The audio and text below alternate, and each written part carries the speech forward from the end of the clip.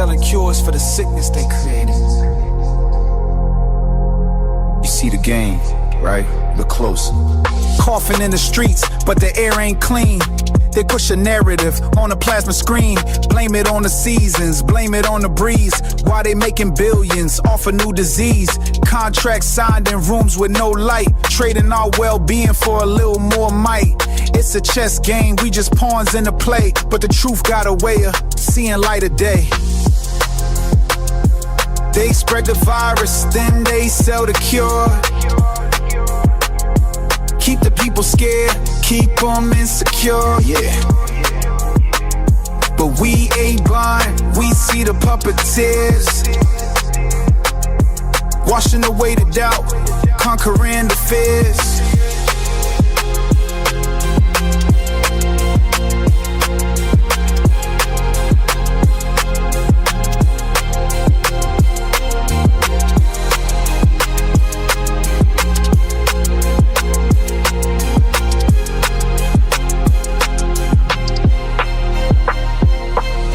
Check the fine print, read between the lies. They got us masked up, looking at the skies, praying for a savior, hoping for a sign. While they counting profits, everything's by design. From the lab leak to the stock market crash, distract the masses, make a quick cash dash. They want compliance, they want full control, but they can't take your mind, can't buy your soul. They spread the virus, then they sell the cure. Keep the people scared, keep them insecure, yeah. But we ain't blind, we see the puppeteers, washing away the doubt, conquering the fears.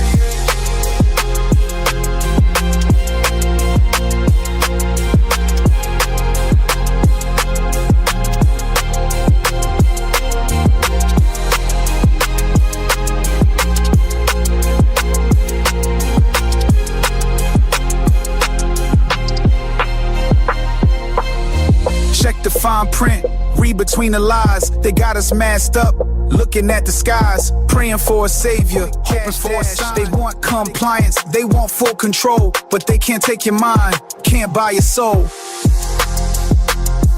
They spread the virus, then they sell the cure. Keep the people scared, keep them insecure, that's right. But we ain't blind, we see the puppeteers, washing away the doubt, conquering the fears.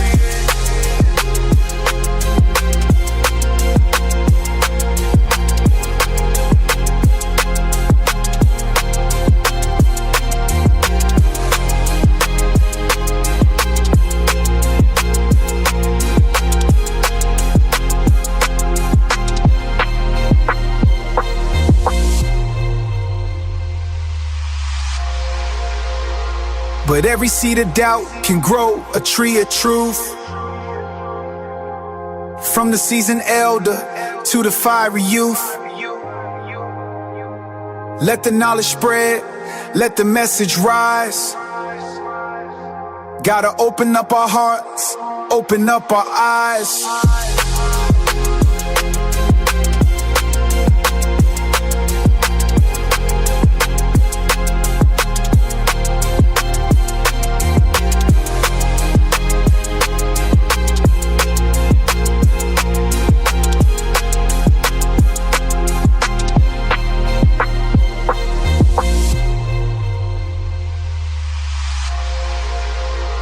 But every seed of doubt can grow a tree of truth. From the seasoned elder to the fiery youth, let the knowledge spread, let the message rise. Gotta open up our hearts, open up our eyes. We the people. Yeah, we hold the power still. Reading ye while real. Conquer the fears.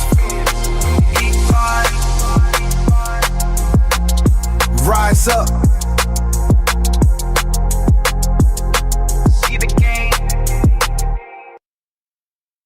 This is not a toothpaste. It's a revolution for your teeth. Remineralize, strengthen teeth, all natural ingredients, essential oils, minerals, salts.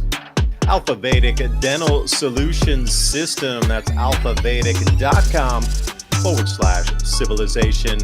You know, we're always trying to bring you the best products here that we think will enhance your life, especially if supply chains break down further or if there's some disruption in our lives here. It seems in the news more and more possible, but hey, who knows? Maybe it's a mind game. But what is not is keeping your dental health up. And not a lot of people are talking about this. We always see the storable foods. But what about dental care during these same emergency situations? Will your toothpaste eventually run out? Well, if it does, then what? So like I say, this whole micro gut biome is driven by your oral cavity first. So take a look at what they have, alphavedic.com/civilization. Every purchase you make helps keep our live radio show and podcast on air, bringing you more information just like this. alphavedic.com/civilization. That link is in the show notes below. And as always, I appreciate your valuable time and joining us in this ever and most important conversation as we move forward in our world.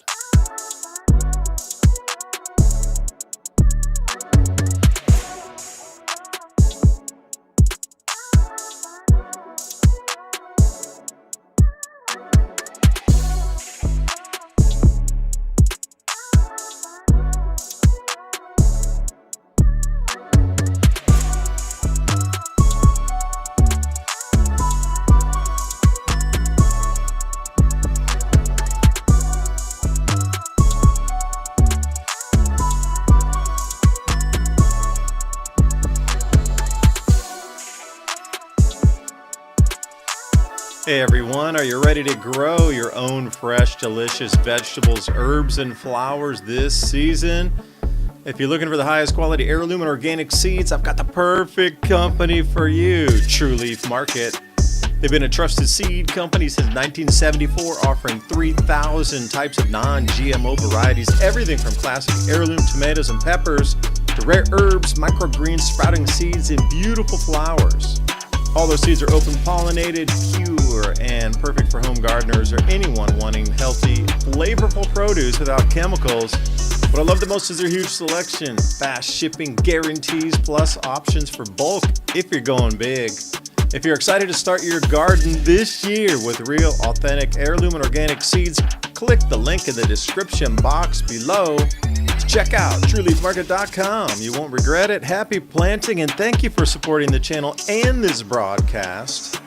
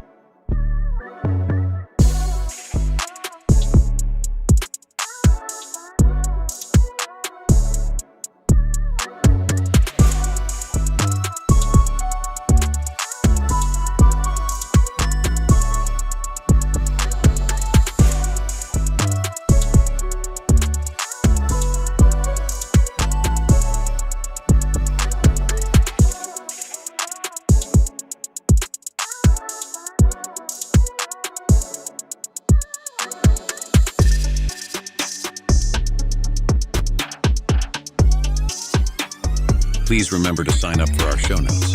With Civilization Cycle podcast, you can learn what to expect as society resets. Agriculture, economy, tech, and history all have mappable cycles, and these cycles affect every aspect of our lives. We can navigate the chaos and thrive together with up-to-date news and information. Also, if you like the content we have here on Civilization Cycle, think about fueling the discussions and the show by buying us a coffee at buymeacoffee.com/Civilization Cycle. And thank you for all the support.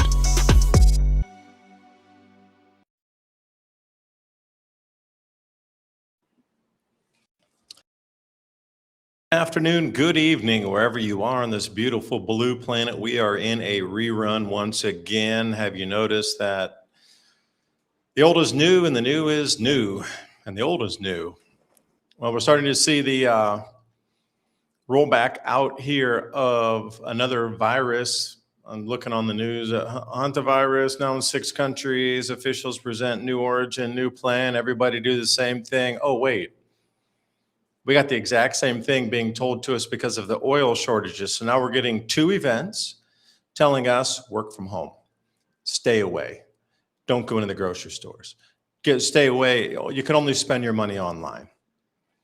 This is the world we've entered into. That's why I'm saying it's a 2.0. Also, taking a look at a couple of articles, the UN climate panel quietly admits doomsday climate scenarios were implausible. Now, why do you think such articles would be coming out now? Well, they're going to have to step away from the global warming and the whole emissions narrative as this global war continues. You can't tell me that you got thousands and thousands of Stratotankers, B-52s, fighter jets, and whatever else is up there, EO6s, and then we got the entire carrier group fleets, emissions blowing everything into smithereens, like just incredible amounts of soot and emissions in the air from the burning oil fires. And you're supposed to walk to work instead of drive a car. Like, it's insanity all the way around. You can see why they're going to pull back on some of these things. The script is being rewritten because I was looking today. As of this week, they're at least 1 billion barrels short of energy flows that would have gone into the economy. So now oil good. We must have it. So again, you can't have this dual messaging and, one layer of messages being stripped back while the other is being pushed. Now, I assure you, after this war concludes and the oil flows resume and the natural gas resumes its natural flows and plastics and chemicals flow again, that script will be re-reversed and then you'll be asked to walk to work again instead of drive a car. But for right now, all immediacy is getting the economy stabilized and letting the war machine continue. I don't hear anybody protesting or writing a bunch of tweets about war emissions. Haven't seen that since the beginning. So all of you out there, rah, gonna go up 2 degrees, 1 degree, whatever, you're blowing smoke. So anyway, Ransom Godwin with me tonight. Thank you so much for joining us, the Civilization Cycle podcast. Join us on civilizationcycle.com. Throw your email address in there. I'll get you the show notes here tomorrow morning. And buymeacoffee.com/civilization cycle. We'll read through some of those comments tonight. Please do comment, and we do read those during the live show and try to respond to a few. If you have any links that you think might be of interest, please drop those in the chat, and we'll see what we can find. Also, one last thing, Ransom. I saw that Jeff Bezos is now a major investor in something called Arrived, which used to be Arrived Housing, where you have fractional ownership of homes as an investment. And JD Vance is now a major funder in something called Acre Trader, which allows you also to buy fractional percentages of 1 acre as an investment for microtransactions on investments. You will own nothing, and you're going to be a micro trader. So anyway, thanks everybody for joining us tonight. David Devine here, Ransom Godwin, the Civilization Cycle podcast every Thursday night, 10 p.m. to midnight. And away we go. Let's add that image and go. There we go. All right. Yeah. Welcome, Yeah. Ransom. It's super psyop time. It's super psyop summer. Get your psyops ready. Super Now, psyop summer. I need a t-shirt that says that. I'm going to write that down. no, Where's my pen, Ransom? Super psyop summer. I need it.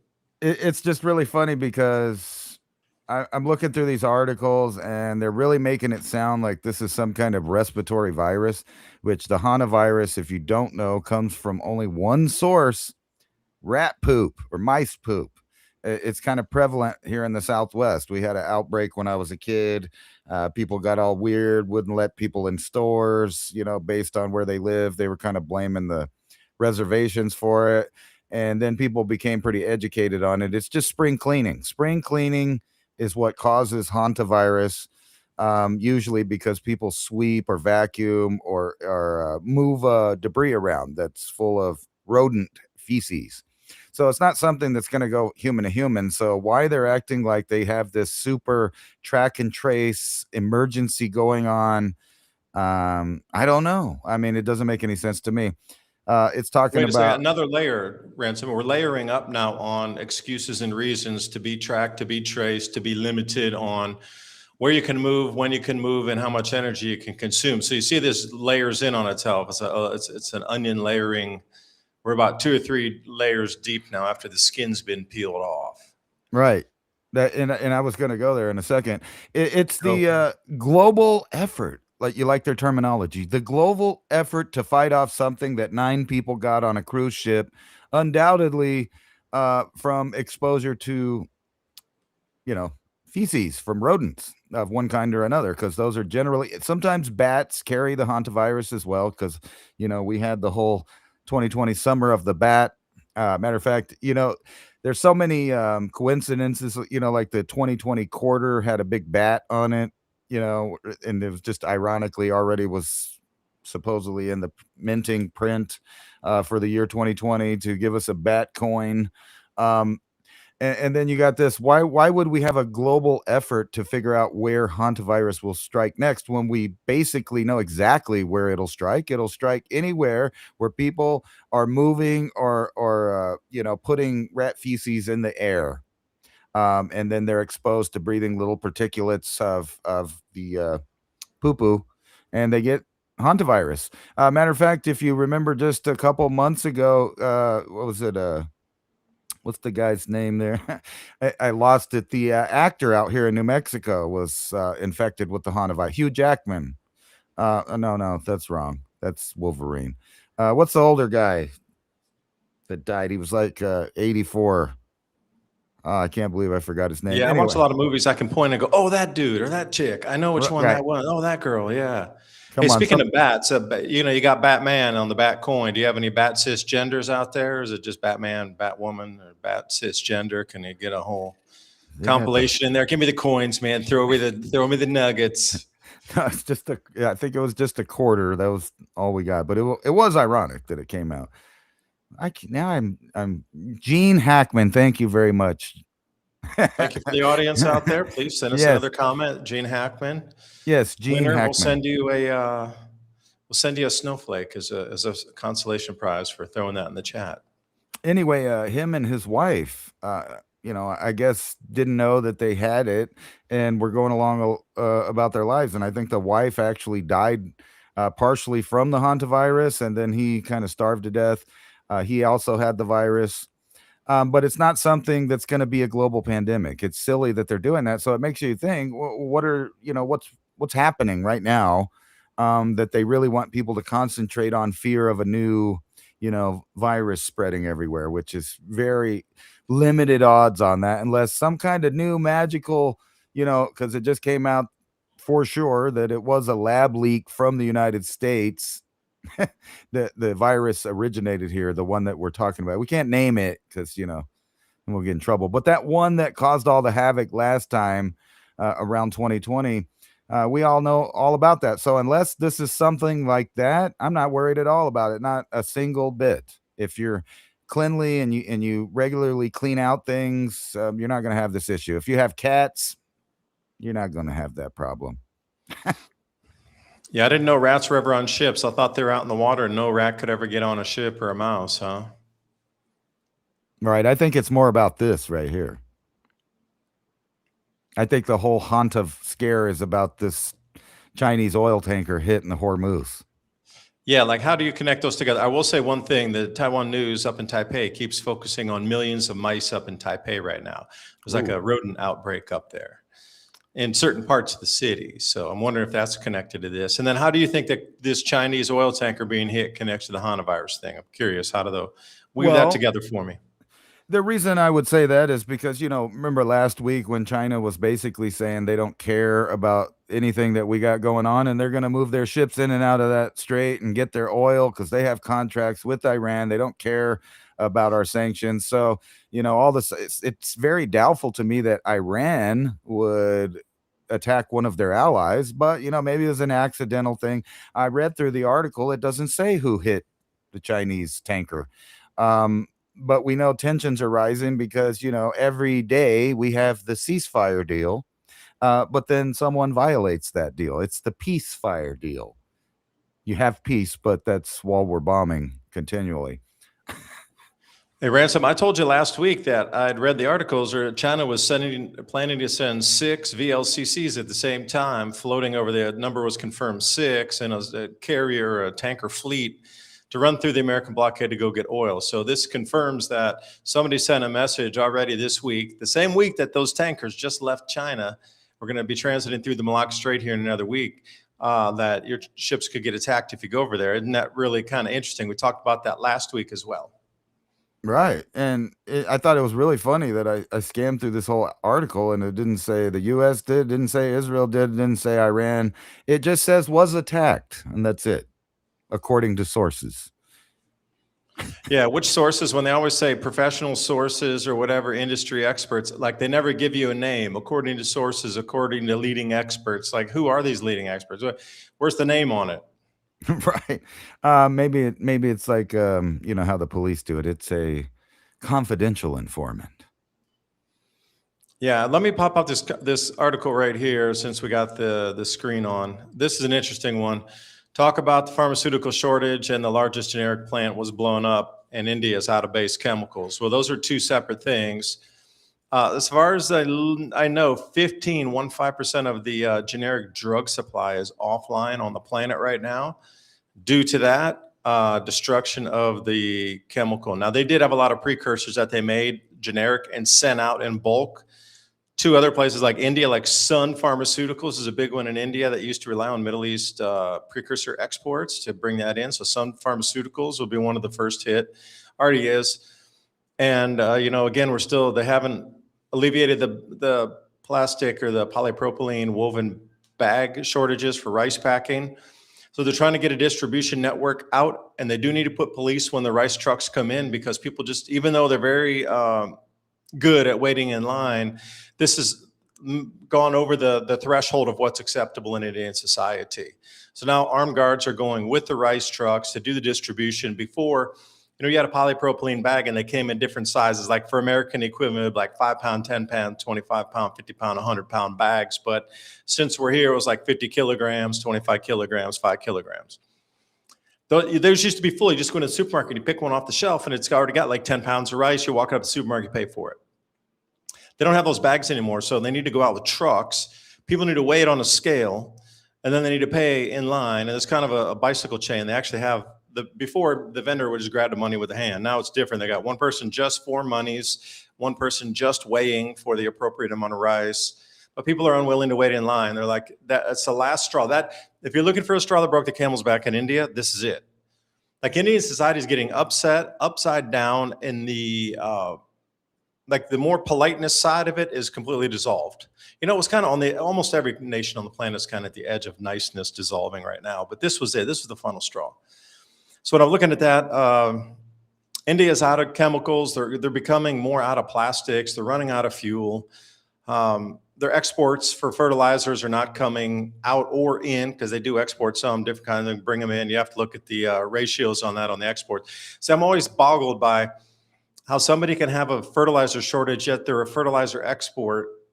It's just like America. We're major oil exporters, but our oil prices and gasoline prices are going up.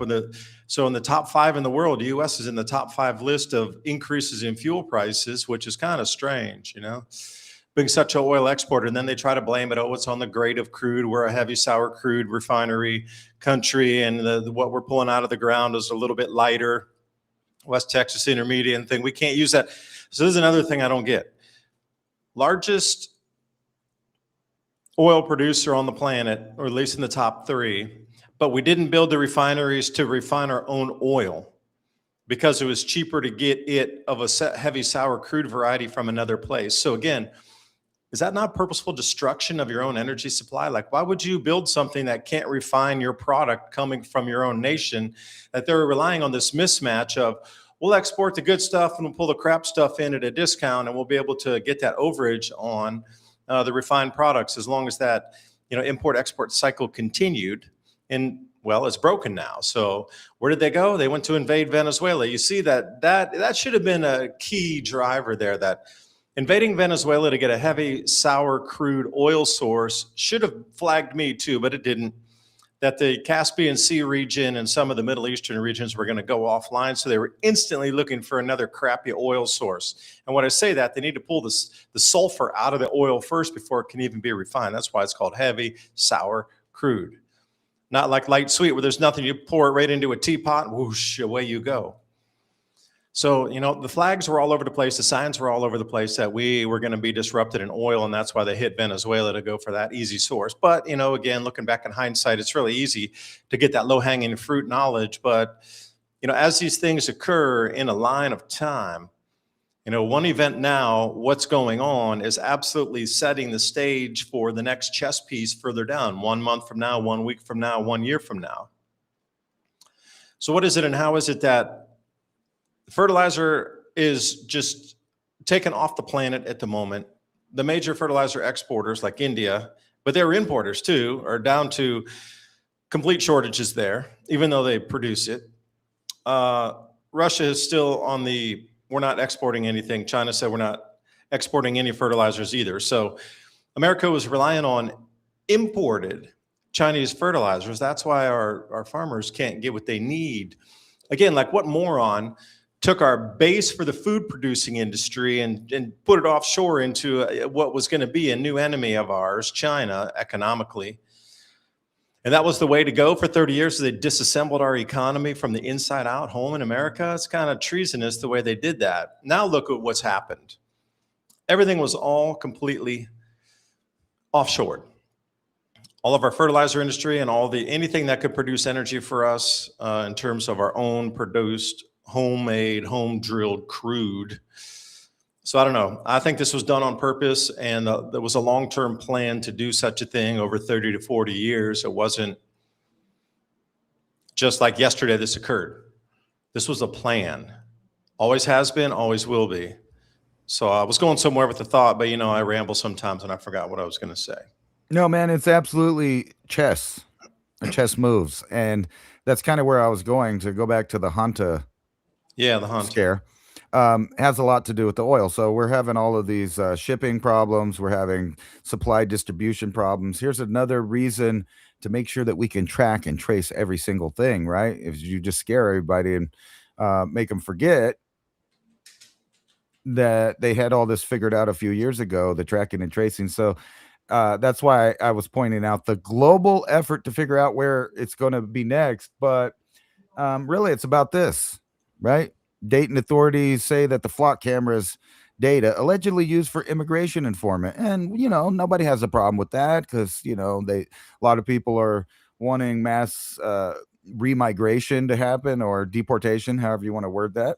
But of course, wait a second. It ain't going to be used for them only. Right? I thought that flock camera system was only used to tag a license plate, not to be able to view the drivers inside. So now they're telling you they lied about the entire makeup of the technology and how it's being used?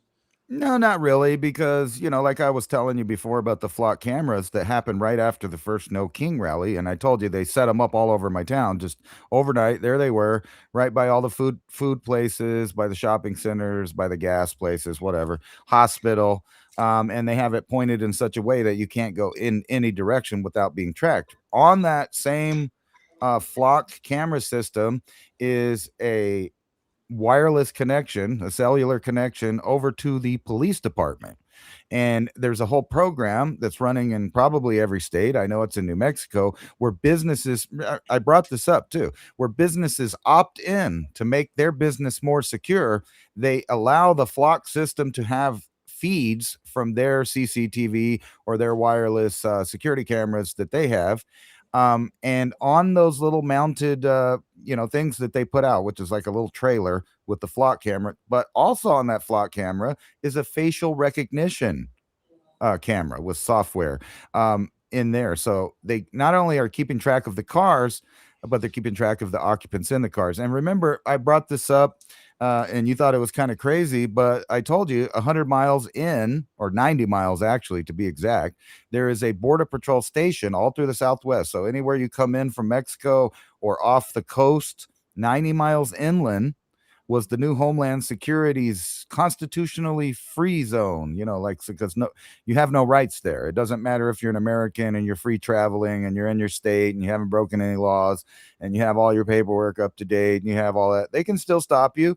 And because the Supreme Court said they could look for human odor and the odor of narcotics. So with those two vague statements, they're allowed to stop anyone and violate their constitutional rights. But everybody got used to that. Decades went by. And now, like I said, I brought up the camera system. When you drive by that thing, it's got like 8 different cameras. There's an infrared camera, facial recognition camera. There's a license plate reader. There's regular cameras. There's odor detecting sensors. There's lasers that can detect odors and stuff like that. So they have a whole plethora of sensors and stuff. Now they're compacting that down into one unified system. And you're going to see that on every block. You remember how Bill Clinton in the 90s said we need a policeman on every corner? But that really didn't work out. All they did is give themselves new powers. They always give themselves new powers. And I'm going to show you right where this chess move puts us. So surveillance tools intended for border control are being used against Americans. Obviously, if they set up a system, they're going to use it. But let's go a little further in it, right? Well, it's not the tornado thing, but we're talking about this whole worldwide shortage of things. So they want to keep track of everything: money, where people go, where resources go. And a while back, you were talking about, I don't remember how many years ago, but you were talking about how they wanted to put a number and kind of digitize every item, every animal, every tree, everything on the whole planet. And this is kind of where it's going. I don't know if you saw this on the news, but there was a big hiccup in Utah when the biggest data center yet ever conceived, it's like, I don't know how many acres it is, it's big, was okayed without the locals vote on it, without their say on it. Matter of fact, they don't want it. And they are now claiming that it will benefit military installations, right? So these data centers are there to process the tracking and tracing of everything, every person. And that's the same reason why they want to put kill switches in the cars, why they want you to get rid of your older cars, because, and I don't think they're going to let go of that environment thing. They're just going to switch it up to fit a new narrative. I don't know. State authority claims massive data center. I do believe that is Kevin O'Leary, as one of the comments had stated here. Kevin O'Leary, if I can find that one again, is the investor of the largest data center. I think where you're talking about right there, that exact location. It was just above the Gene Hackman. Kevin O'Leary building the largest data center in Utah gets approved by city council. That must be the exact same article you're referencing right there. So Kevin O'Leary, Mr. Wonderful, is the one who's doing the investment in that very data center you have up there on the screen right now. Right. And it's huge. I don't know what happened there. It's the largest data center in Utah, period. I forget how many. It's like several acres. But what they're doing is admitting that it doesn't matter if you want it there or not. They're going to put it there. And then soon we're going to be claiming national security over these data centers. Why? Because the threat of viruses, the same threat that they scare you biologically, they're going to scare you technologically. And they're going to push this narrative to where everyone's going to agree to be tracked all the time. They're going to let the crime rates go up. They're going to do all of these different things that just make you think, you know what? It's a safer world if all of us get tracked, we get our food delivered to us, or we go to a food distribution center, or things like that. I mean, we've talked about all these scenarios, and it's funny that they keep making chess moves in order to push that agenda to where people adopt it or choose it for themselves, basically. But this is a key thing happening with this data center, because it shows you whether you want it or not, they're going to put it there. Yeah, it's all about connect. Now, see, here's the thing, what you talked about, and the digitization of all resources on the planet is still continuing to move forward. I guess they had designated and cataloged 10 million strains of DNA that can now be not patented, but used on the blockchain in its own form as digitized artwork, for example, or digitized barrels of oil. Oak trees as a species on the planet is now a digitized tree species. So with that being said, once it's a digitized tree species, they can put it in their LiDAR and different types of surveying satellites and get a real world usage and assessment on the entire planet, how many there are, density per acre, overall, close guess to the number of oak trees standing on the planet once every 24 hours. Now, once you start to get into this digitization of everything, then there can be a usage charge for it. And this is where part of the carbon sequestration and carbon offset credit market was coming from, was pledging an entire acre of forest of your own property and then receiving that. It was $8. They were planning it to go to 12 and then 30. And then ultimately the peg was going to be $200 per acre per year. But that subsequently has fallen below $5 now because, well, you can see the carbon offset credit. Nobody cares anymore. There's a world war going on. But the digitization continues of all these assets. Now, quietly behind where, the front of the news you're seeing is the distractive events of the world to keep you infighting, divided, and attention drawn away from the real deal that's happening. Cataloging the first million and then up to 10 million different species on the planet then can be assessed a value, or mark my words, in the future, they're going to put areas of no usage, or you as a human will not be allowed to utilize that resource. And if you're found with it, it would be no different than you with a Bengal tiger skin that you harvested somewhere out of like Grajagan in Indonesia off the national park. Or you having whale tusks, or you having elephant, ivory on you. It's illegal. Imagine having oak in your house somewhere is illegal. Having certain types of corn products in your house is illegal. Now they can chase it down with the GMO and the genetically modified traits to it, and that you have that in there without your license. Well, your home is civilly forfeited. You own no more land because this species, it wasn't grown on your land, you just were in possession of it. It's no different than different marijuana strains. If you have, a couple pounds of weed in your house in Tennessee, you're going to jail and they're taking your house. No different. You have a couple 100 pounds of cut wood that you did yourself off a sawmill, that's illegal oak now. No different. They're just going to assess everything, and there'll be a usage tax for every single item on the planet moving forward. Now, will it happen in our generation is the question. Because they already tell you the end goal here is the reason the Internet of Things and Hashgraph is coming. And that was slated 10 years from now. So about 2035 was the point that they think the Internet of Things and Hashgraph will be advanced enough that they can get a real world daily 24-hour survey of the entire planet's resources. At that point, you are going to need to pay a usage fee, tax, whatever, tariff on every single thing you consume in your life. That is the plan. So we're going there already, and it's going to be used simply digital money, whatever form that takes. Is it going to be a government-issued stablecoin, a private-issued stablecoin? Not sure, but you already know that that's the transaction medium. The transactional tax or fees is going to be on what you use to stay alive on the planet, and that is the end goal. So every time you see the next step toward that, where they're going over there. Like you're walking down the street, I know you're going to your house, Ransom. So I can trace your path, pretty well know where you're going, and just like the next step you take validates, yep, he's going to his house. It's the same thing. And the ultimate was 10 million catalog species. I know they're very well close to that now, because last time I looked, this is years and years and years ago, they were at the first 1 million. And now they've eclipsed 5, and they're closer to 10 now. So every species, and they were going for the big stuff, the visible with your eyes things first.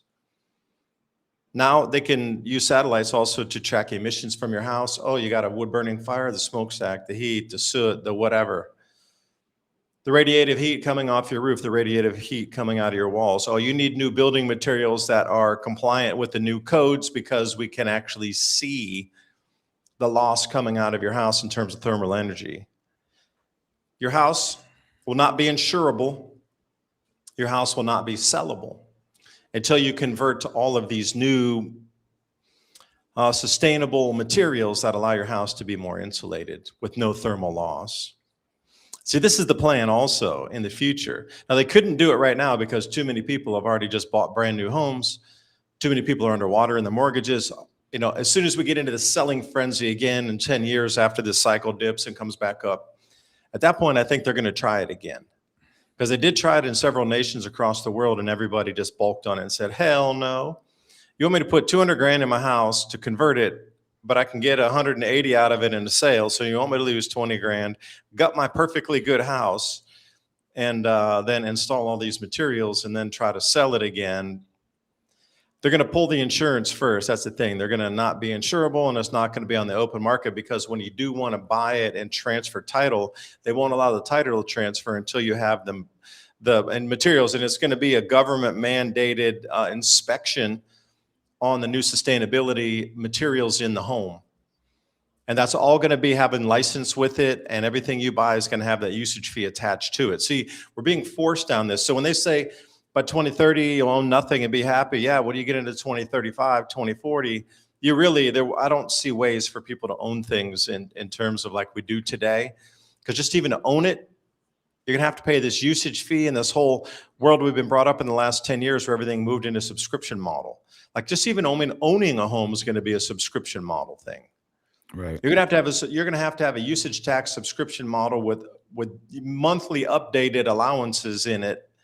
And that's how I only know all this stuff, because they already told you all the plans. The World Bank, International Monetary Fund, and the Bank for International Settlements puts out hundreds and hundreds of PDFs per month.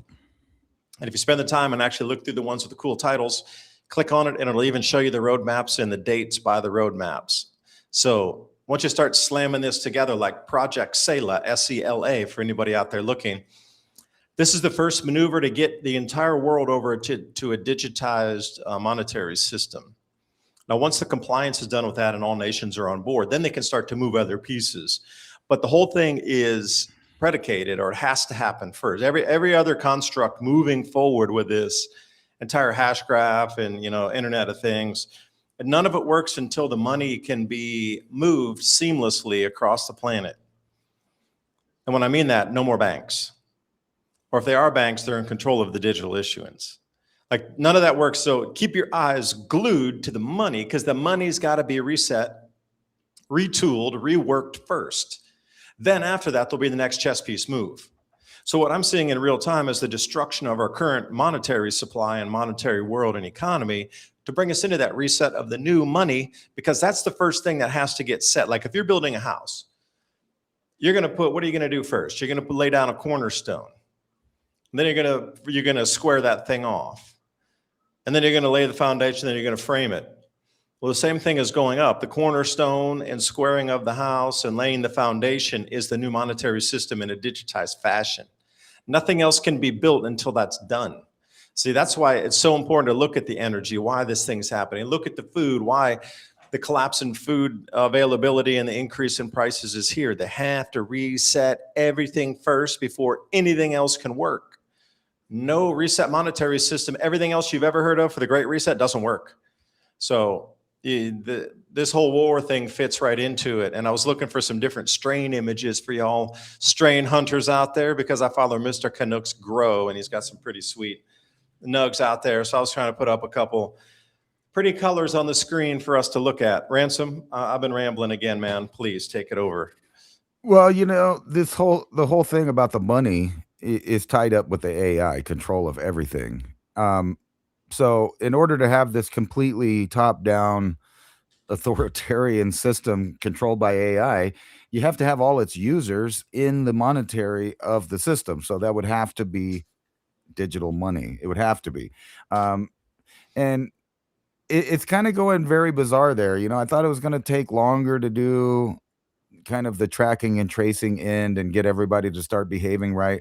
But the further I look into it, the further I realize it's already set. It's already implemented. All they're doing now is kind of getting the rats in the maze to behave like the scientists want. And for an example of that, they want not only kids to have friends, the toys to have the AI, the computers to have the AI, the streaming software is now going to go to an AI model where each kid, can pick the characters they like, and it just makes up a bunch of fantasy for them. And AI capabilities are accelerating, not plateauing.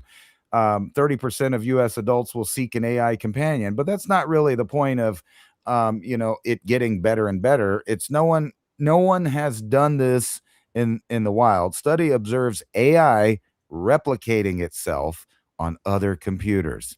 That's right. And so the whole next scare of everything is that your property, your money, everything is out the window. It's not safe anymore. You're going to have to get new stuff that has new protections because, well, the IMF is worried that stability risk mount as artificial intelligence fuels cyber attacks with viruses that go into the AIs that are replicating themselves on the internet, just like in the movie Terminator, where the software in cyberspace started making copies of itself and became Skynet.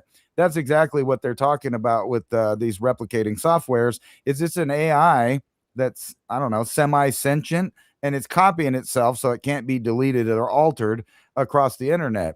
And then you have Now, wait a second, Rance. Let me stop you there. I had the exact same article up. And if you go down in that article a little bit, where it says Anthropic's recent controlled release of Claude Mythos, then if the third sentence down there, Mythos could find and exploit vulnerabilities in every major operating system and web browser, even when used by non-experts. Now, the reason that caught my attention was anybody using MetaMask or any type of Web3 wallet, that would be at risk of all your cryptocurrency being stolen unless you were running through like a hardware wallet that wouldn't allow the transaction to be signed until you went through your wallet, like a Ledger, Trezor, something like that. Right. But if you just downloaded it native off and you were just, running everything off your computer, off your laptop, and you were doing all signing and all allowance of transactions to move just through your computer without using an interface on a hardware wallet, then all that would be drained in a second. And that's what this specifically says. But not a lot of people are using like MetaMask. You really need to be into the crypto world to understand and be using MetaMask and Web3 wallets and things.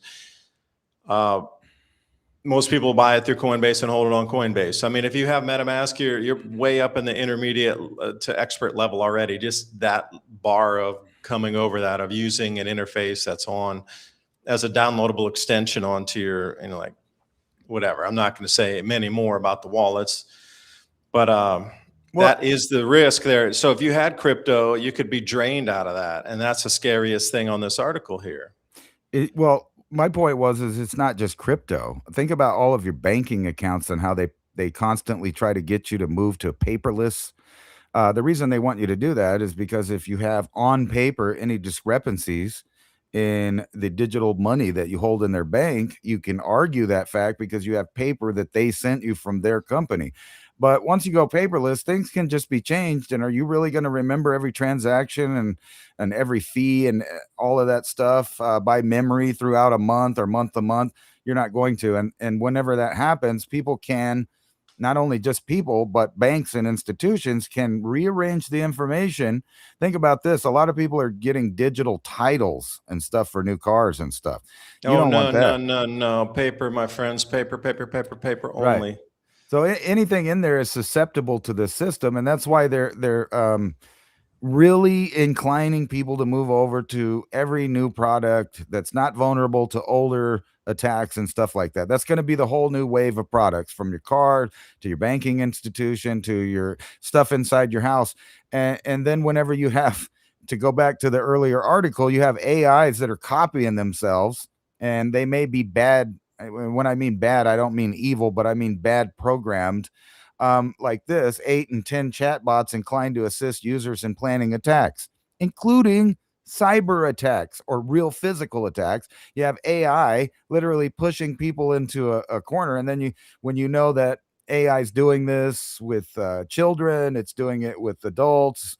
It's like the classic wind-up toy, except for you don't actually have to have a bunch of government suits in black sitting across the street in their own house, sending you the Havana syndrome. Now you can just have the computer steer people into directions, steer people into attitudes.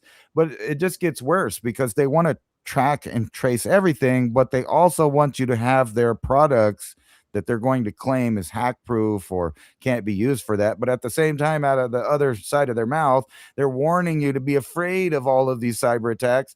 So what happens when you get 100,000 real robots floating around? Because 100,000 is a good sized little city, or even more, because they're not the only ones. And then they're going to be hiding these data centers, not just in big facilities, not just in space, but in your neighborhood, where you lose it, where you go back to that idea you were talking about fractionalizing people's properties in their homes. Well, once some corporation gets enough of the shares of a certain property, then they can move in their company, and you can have data centers right next door to you, right in the house next door.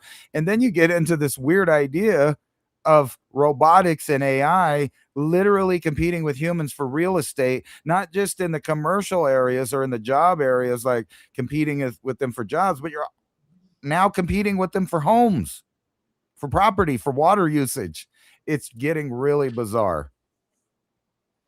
Yeah, let me go back and share this, because chart of the week off the IMF site, like if you click on there and go through that and go past that article, you'll come into chart of the week. And I'm always a chart fan because I like to look at charts. So here's an interesting one. I was going down to look at the reduction of energy here. So what you're looking at is tax revenue based on the GDP and what percentage of GDP. So if you're coming in at 5% GDP, what percent of that is broken down by grants, tax, non-other tax revenues. So the big takeaway from this is low-income developing countries and emerging market economies look at the jump in tax revenue as part of their GDP, which means that they are charging more or pulling more from their citizens and milking the actual citizenry for more of their GDP. Now, this is just going to continue as our world is inflationized away here, for a better term. So tax revenue, look for taxes to increase. They're going to have to. The inflation rate is going to continue up in everything. So what I was really looking for was this one here, and the disruption to shipping and flights. So maybe I can widen that out here. No, thank you. No feedback. Middle finger to the feedback, babies. All right, so the disruptions to flight. Now, this is coming off the IMF. So they're already telling you and showing you that if we're using baseline at 70 and we're down somewhere in the middle 20s, that we've lost about half or more of that commercial shipping out of there. The Straits traffic has dropped pretty much to zero. Regional flights have dropped and come back. Okay, so we're starting to see a huge amount of disruption. So what does that mean? Flights are going to cost significantly more because there's less of them. Anything you buy and purchase, I don't care what kind of commodity it is, whether it's metals or fertilizer or medicines, it's going to cost you way more because none of the things are coming out of the transit of the Hormuz area, and that's 30% of the world's XYZ products, especially chemical, petrochemical, and medicine. You're going to be paying more. So all of this is just verifying the IMF's own charts are saying we're coming into a super inflationary event here. And what is that all about? That's just about stripping wealth and, moving it over. Moving it over. That's all we're looking for, is a movement over. This is a wealth redistribution event. Because another thing about this, reading all these articles, especially from IMF here, they can't get everybody to move into a new financial system unless they are in unbearable pain financially, is the way they put it. And what's the way to put everybody in unbearable financial pain is inflate away everything, not just 3 or 4 times the cost like we saw in a lot of COVID era food price increases, but like a 10x, 20x, 50x. At that point, then people would be unbearable pain. What if your home insurance goes up 50x? What if your car insurance 50x? Food prices 50x? You will be begging the government for any help you can get if it's able to pay and allow you to stay in your home, which you probably won't because they want you out of your home so they can digitize them and sell them off to the highest bidder, because it's no longer families bidding on homes. It's the corporation that's become part of the 401k, which I think is very sad. And let me come on the global sharing here.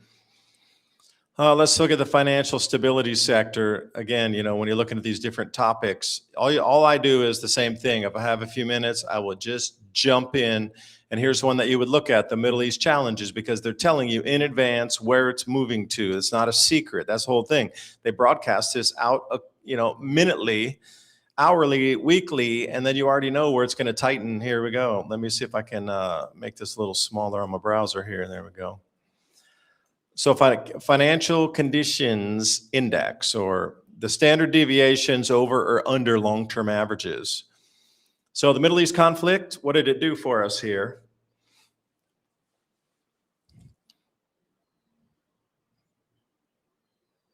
Financial conditions.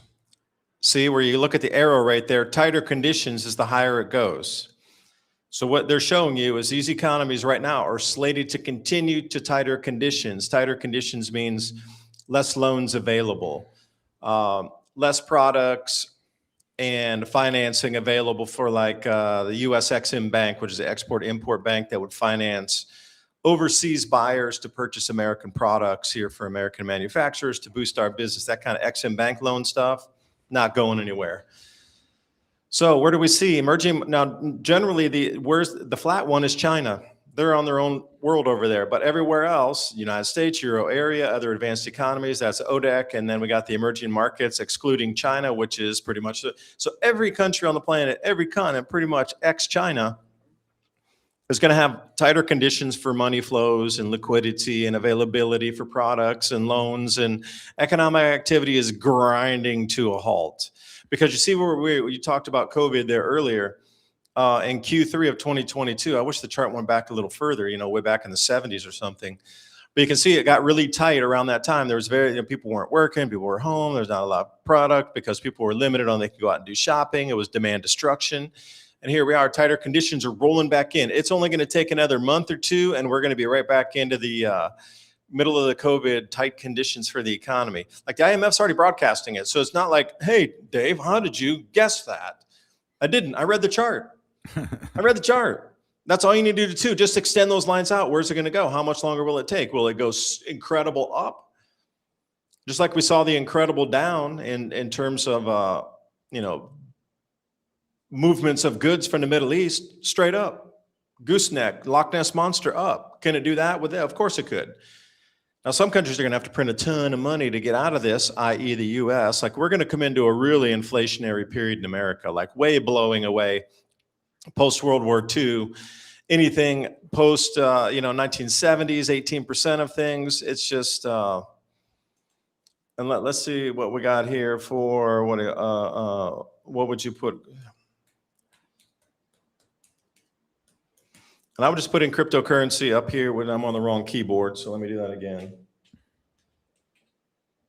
If I could spell CRY.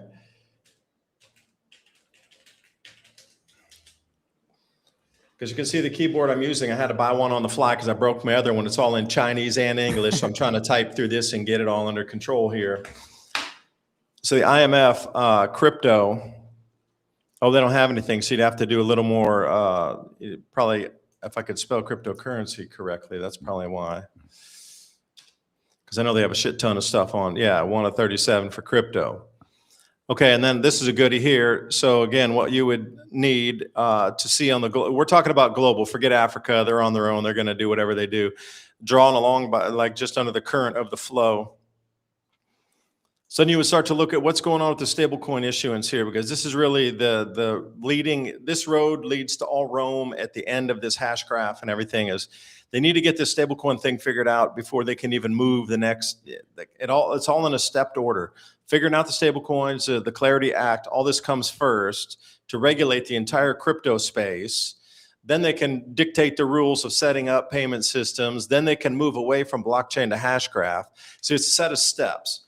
Once that's all complete, then we can come back to the digitization of all assets on the planet. Like your kids are going to experience that. If you have children right now, they're going to grow up in that world. We might have passed on by then because I don't think this is going to be like a 5-minute event. This is as much as it were from the Gilded Age in the late 1800s to bringing us into the computer age, like that kind of movement, gradual but continuous. They've already told you where it's going to go.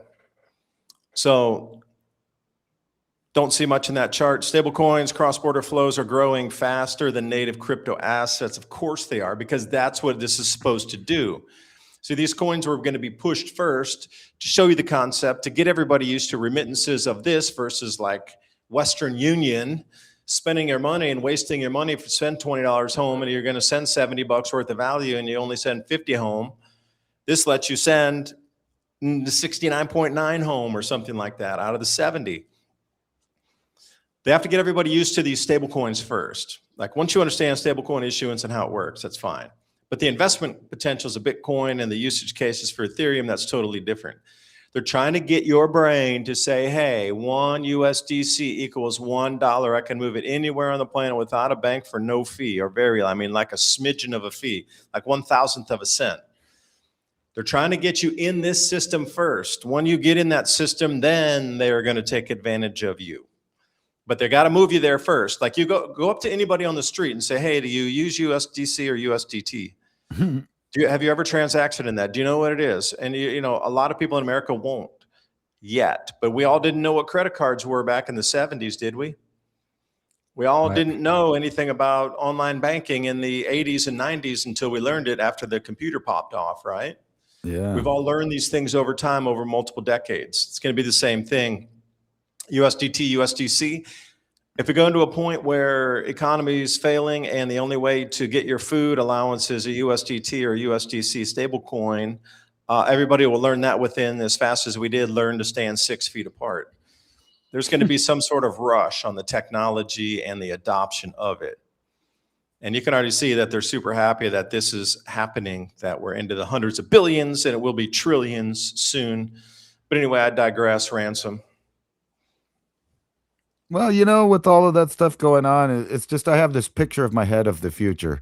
It's kind of like a sci-fi movie, but it's more like a nanny state because like you could pick any number of movies that kind of predict the future, whether it's even dark or not dark. And in there, you'll have a small family living with robots. Everything's a robot. There's AI, everything. Ooh, that's nice. Where did that come from? Late night friends? Right. Yeah, but it kind of goes to this thing, and we'll get more into it in the second hour, but it's all going to the same place. And that's kind of why I was bringing up all of these changes in AI, that once that they get basically little mini data centers in homes in each neighborhood, and then they have the more massive ones, all crunching and calculating, it comes down to this. In the near future, if we have a world war or worldwide pandemic or worldwide cyber attack or any number of these other things, they will be using basically who has the most computing power.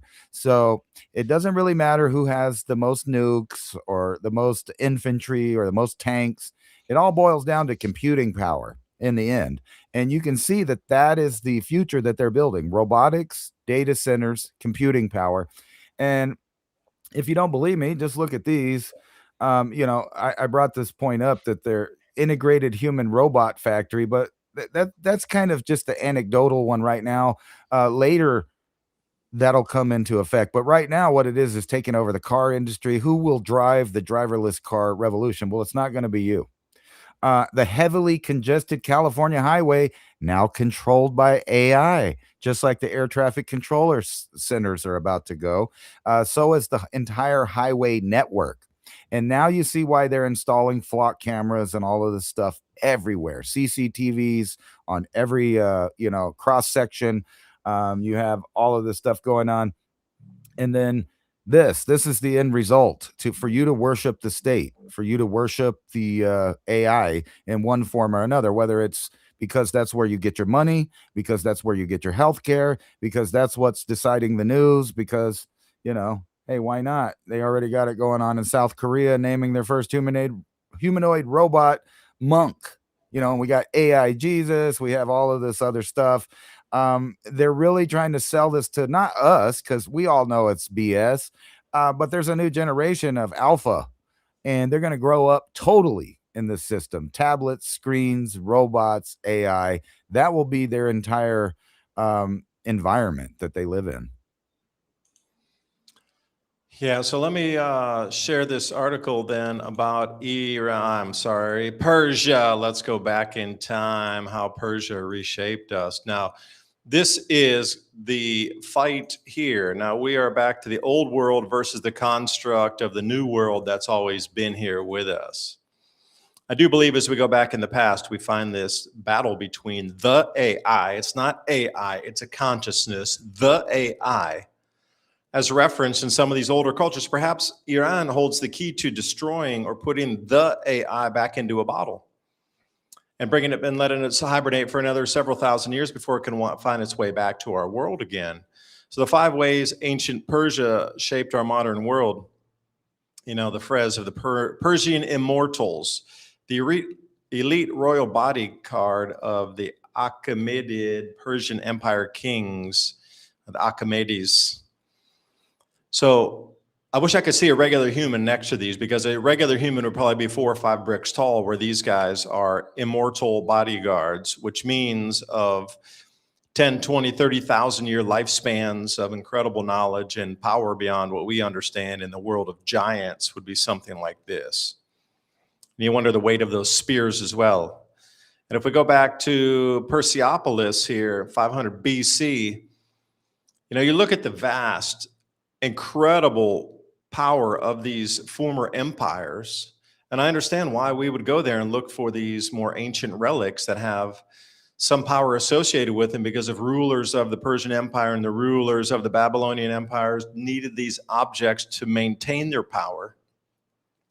Would it not make sense that we also would go seeking the same objects? Now, the reason I bring in the map here is, after we invaded Iraq, we set up a bunch of archaeological digs and surrounded them with our military bases so they could continue to dig 24/7.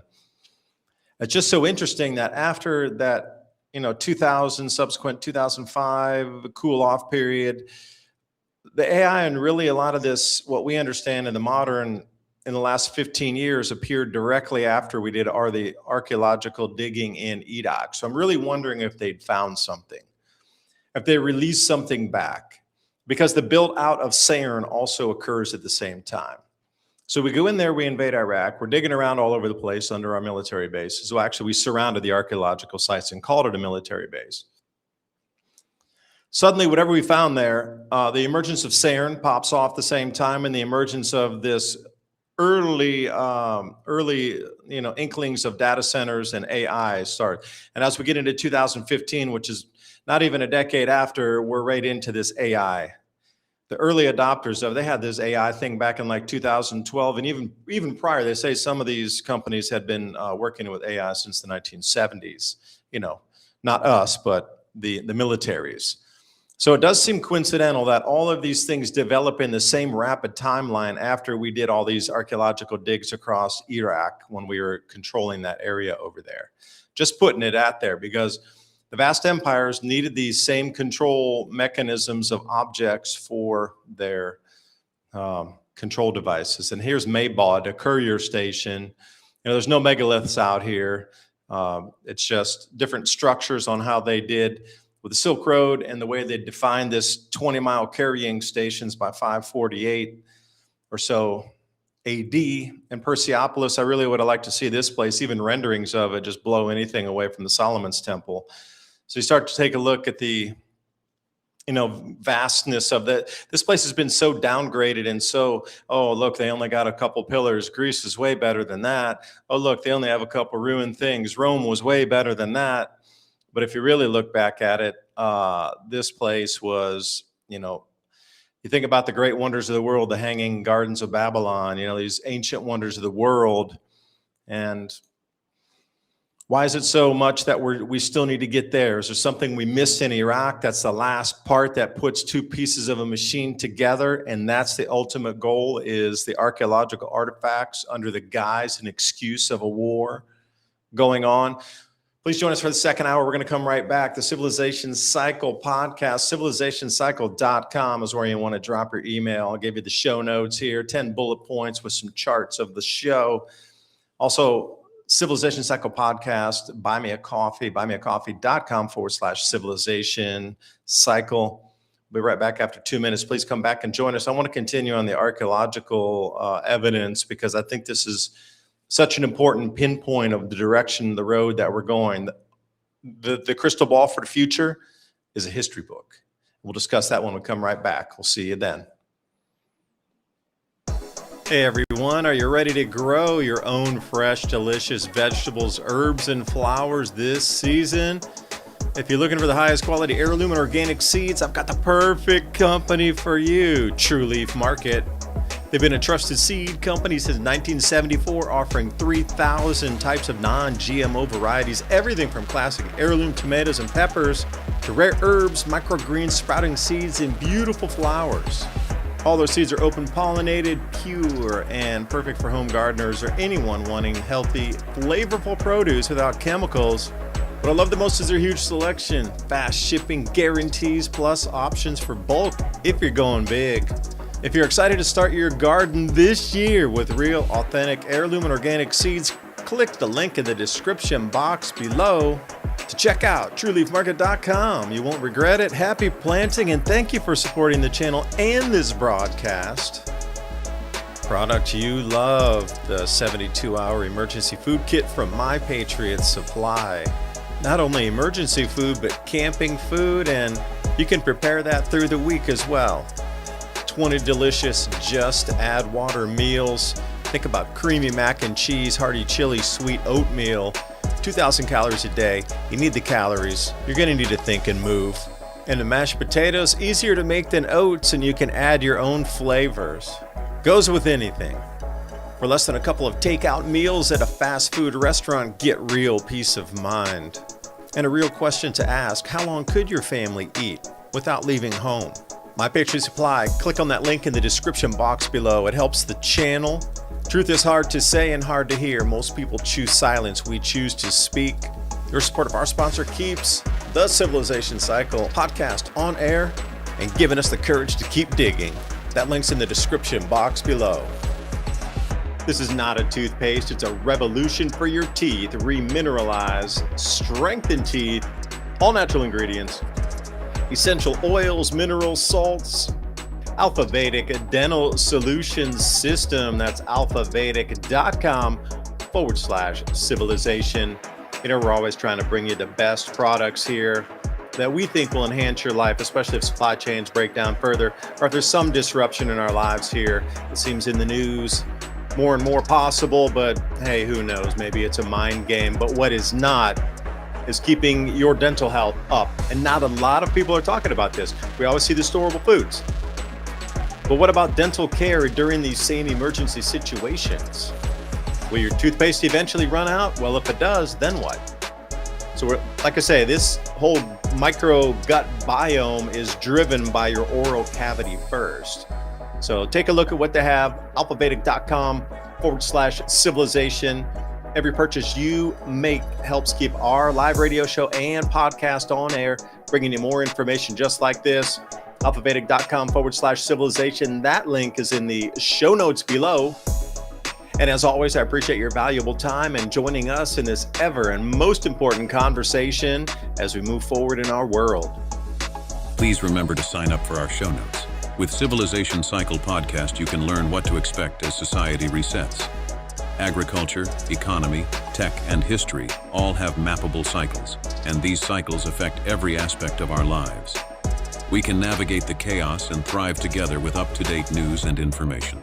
Also, if you like the content we have here on Civilization Cycle, think about fueling the discussions and the show by buying us a coffee at buymeacoffee.com/Civilization Cycle.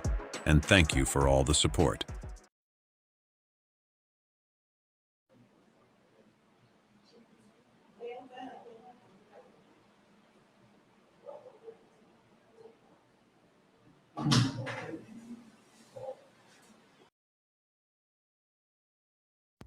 And we're back. We're back here.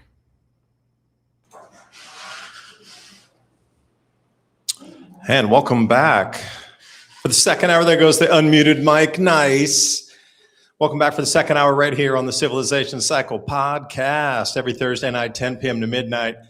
Ransom Godwin and myself bringing you some news, ideas, and Thoughts on how the world's moving to next? How are we going to go through this? Well, the history book's going to be, I guess, your driver on this. What's happened in the past seems to be the future for most of us again.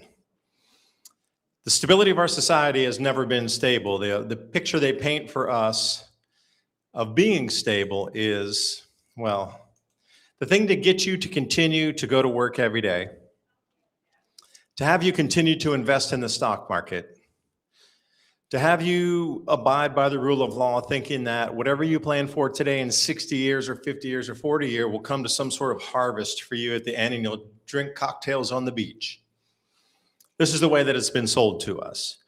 But in reality, almost all of human history, we are in one of the very softest, most stable climate periods in the last 12,000 years.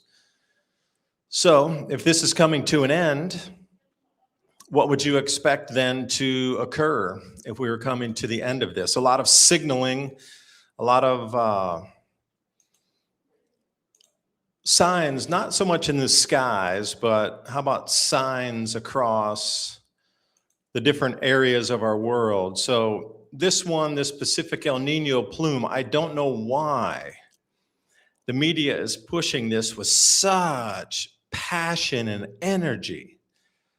This is good. They're actually putting a name for it now, the Godzilla Nino, before, because Super Nino wasn't, I guess, big enough. They're going to have to explain away and get you to forget that you don't need to, you can drive an SUV because World War III is on and we're burning and there's planes everywhere and ships everywhere and there are emissions out the yin yang blowing away anything that we can do as just individuals. They're going to keep wanting to reiterate that the world's warming, but they can't point to the military with all the emissions. So the best way to explain away the world warming is El Nino. But see, El Nino is a natural phenomenon of just wind flow. High pressure, low pressure systems displacing the water that allows that mixing and different currents to stay on the surface or down well and get pushed below and circulate with cooler waters coming to the top, called La Nina. But I just don't understand what this whole thing is like. Again, you know, look at the verbiage that they're using. Moving like a freight train across the Pacific. Ooh. Extreme with boiling red map colors. Oh, colors. Now, Ryan Maue, one of my favorites, at least he's more of a realist on the thing. And this is off the news feeds I get, like Washington Post likes to use, like code red for Earth's climate system. But at the same time, it's going to suppress hurricane activity in the Atlantic. So look for far less hurricanes. Again, that goes completely against what we're told of global warming. We have category 6 every week during hurricane season. Now we got no hurricanes. We got World War III pumping emissions out, just unbelievable amounts, and the heat of the ocean. So see, they're going to try to deflect you. And again, they don't want you to look over here with all the emissions from the war.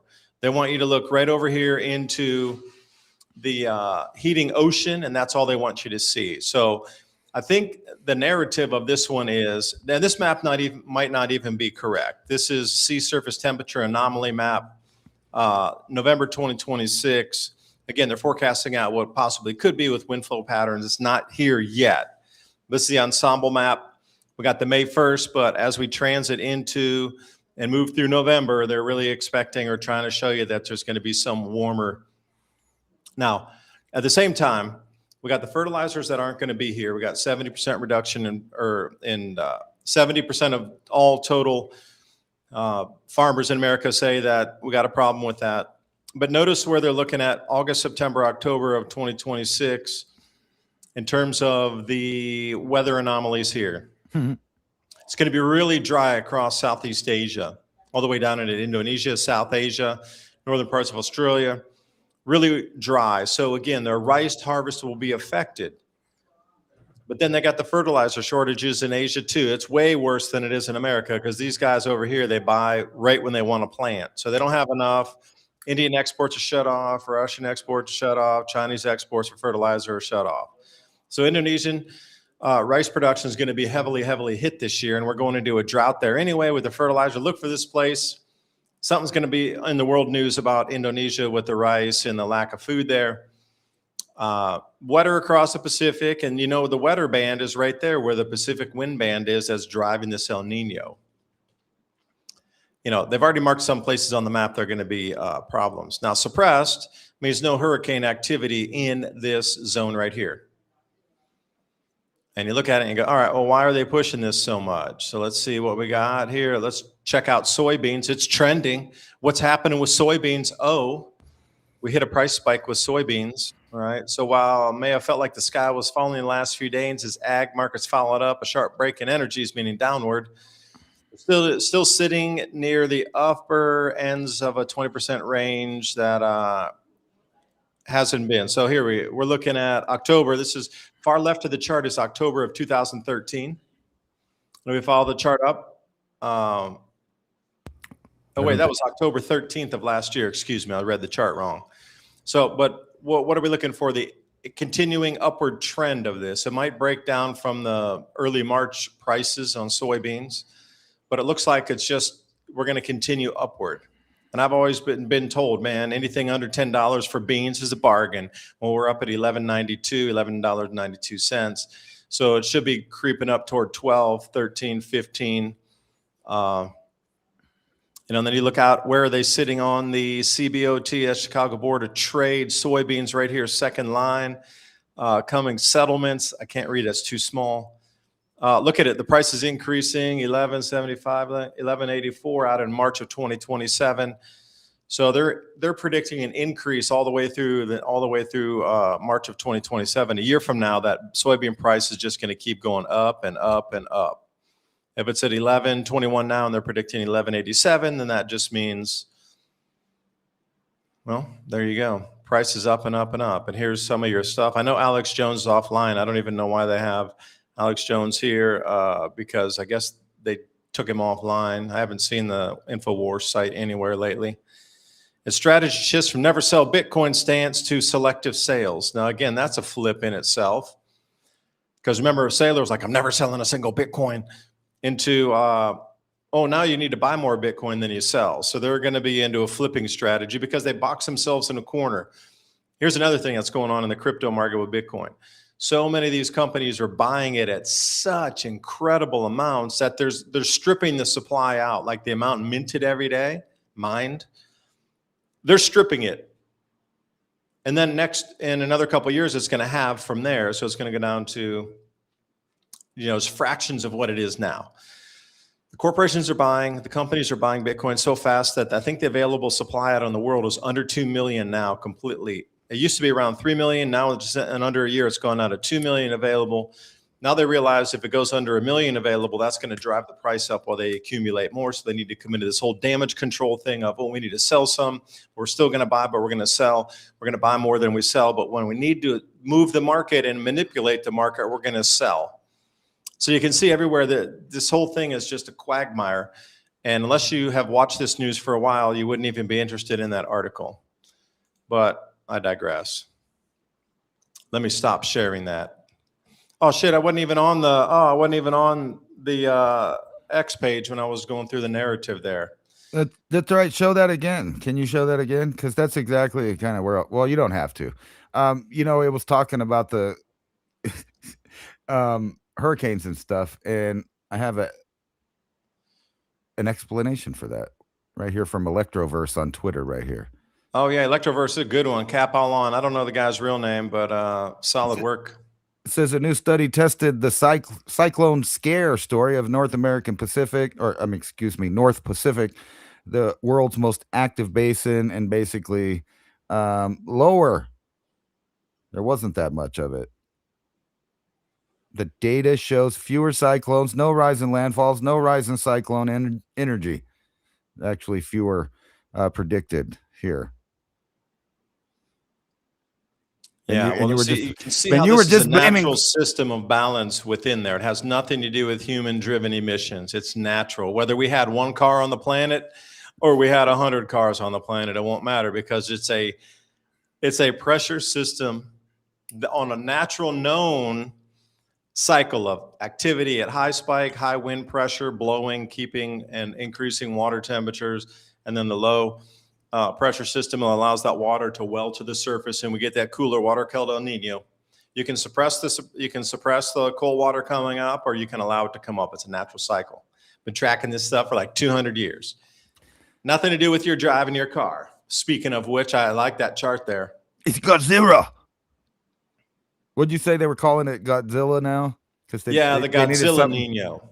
Godzilla. See, Super Nino wasn't good enough. Now they need to call it a Godzilla Nino. Yeah, so this is I guess this is, you sent me this today's AAA national average share. So where I'm at here in New Mexico, this light blue state, it's $4 just everywhere I looked, right on the money, $4, which is quite a bit because usually it's under $2 here.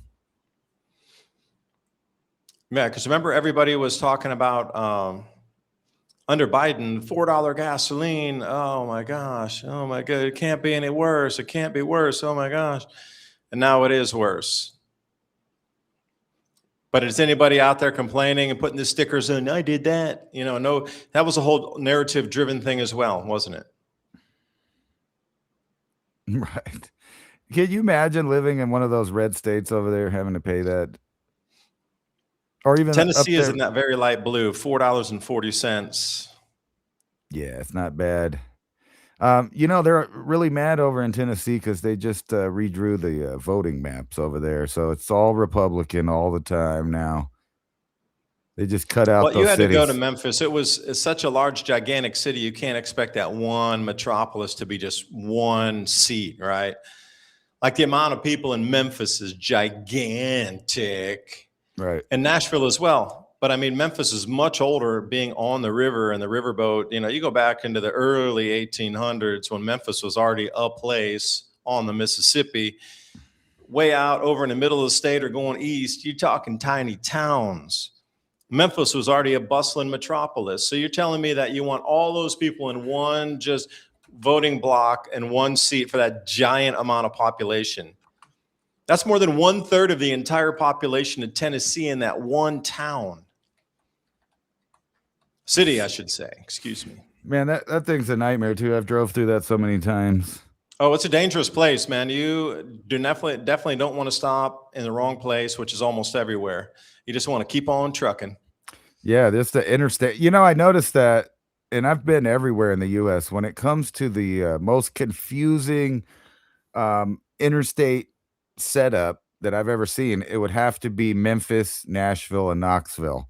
All three of those are just like, you know, you couldn't pull a pin out of my butt with a tractor driving through those areas. It's so packed, and if you hit it during rush hour, oh God. Oh man, it's like driving. It's like Mexico City traffic. It's like crazy. 6 lanes, especially when I-75 and I-40 come together going through Knoxville. Because you know, I lived right up there, and my parents live in Knoxville. Used to, and like you get 6 lanes of traffic in both directions, packed, crawling at a standstill. 6 lanes in both directions going at like 5 miles an hour. It's unbelievable.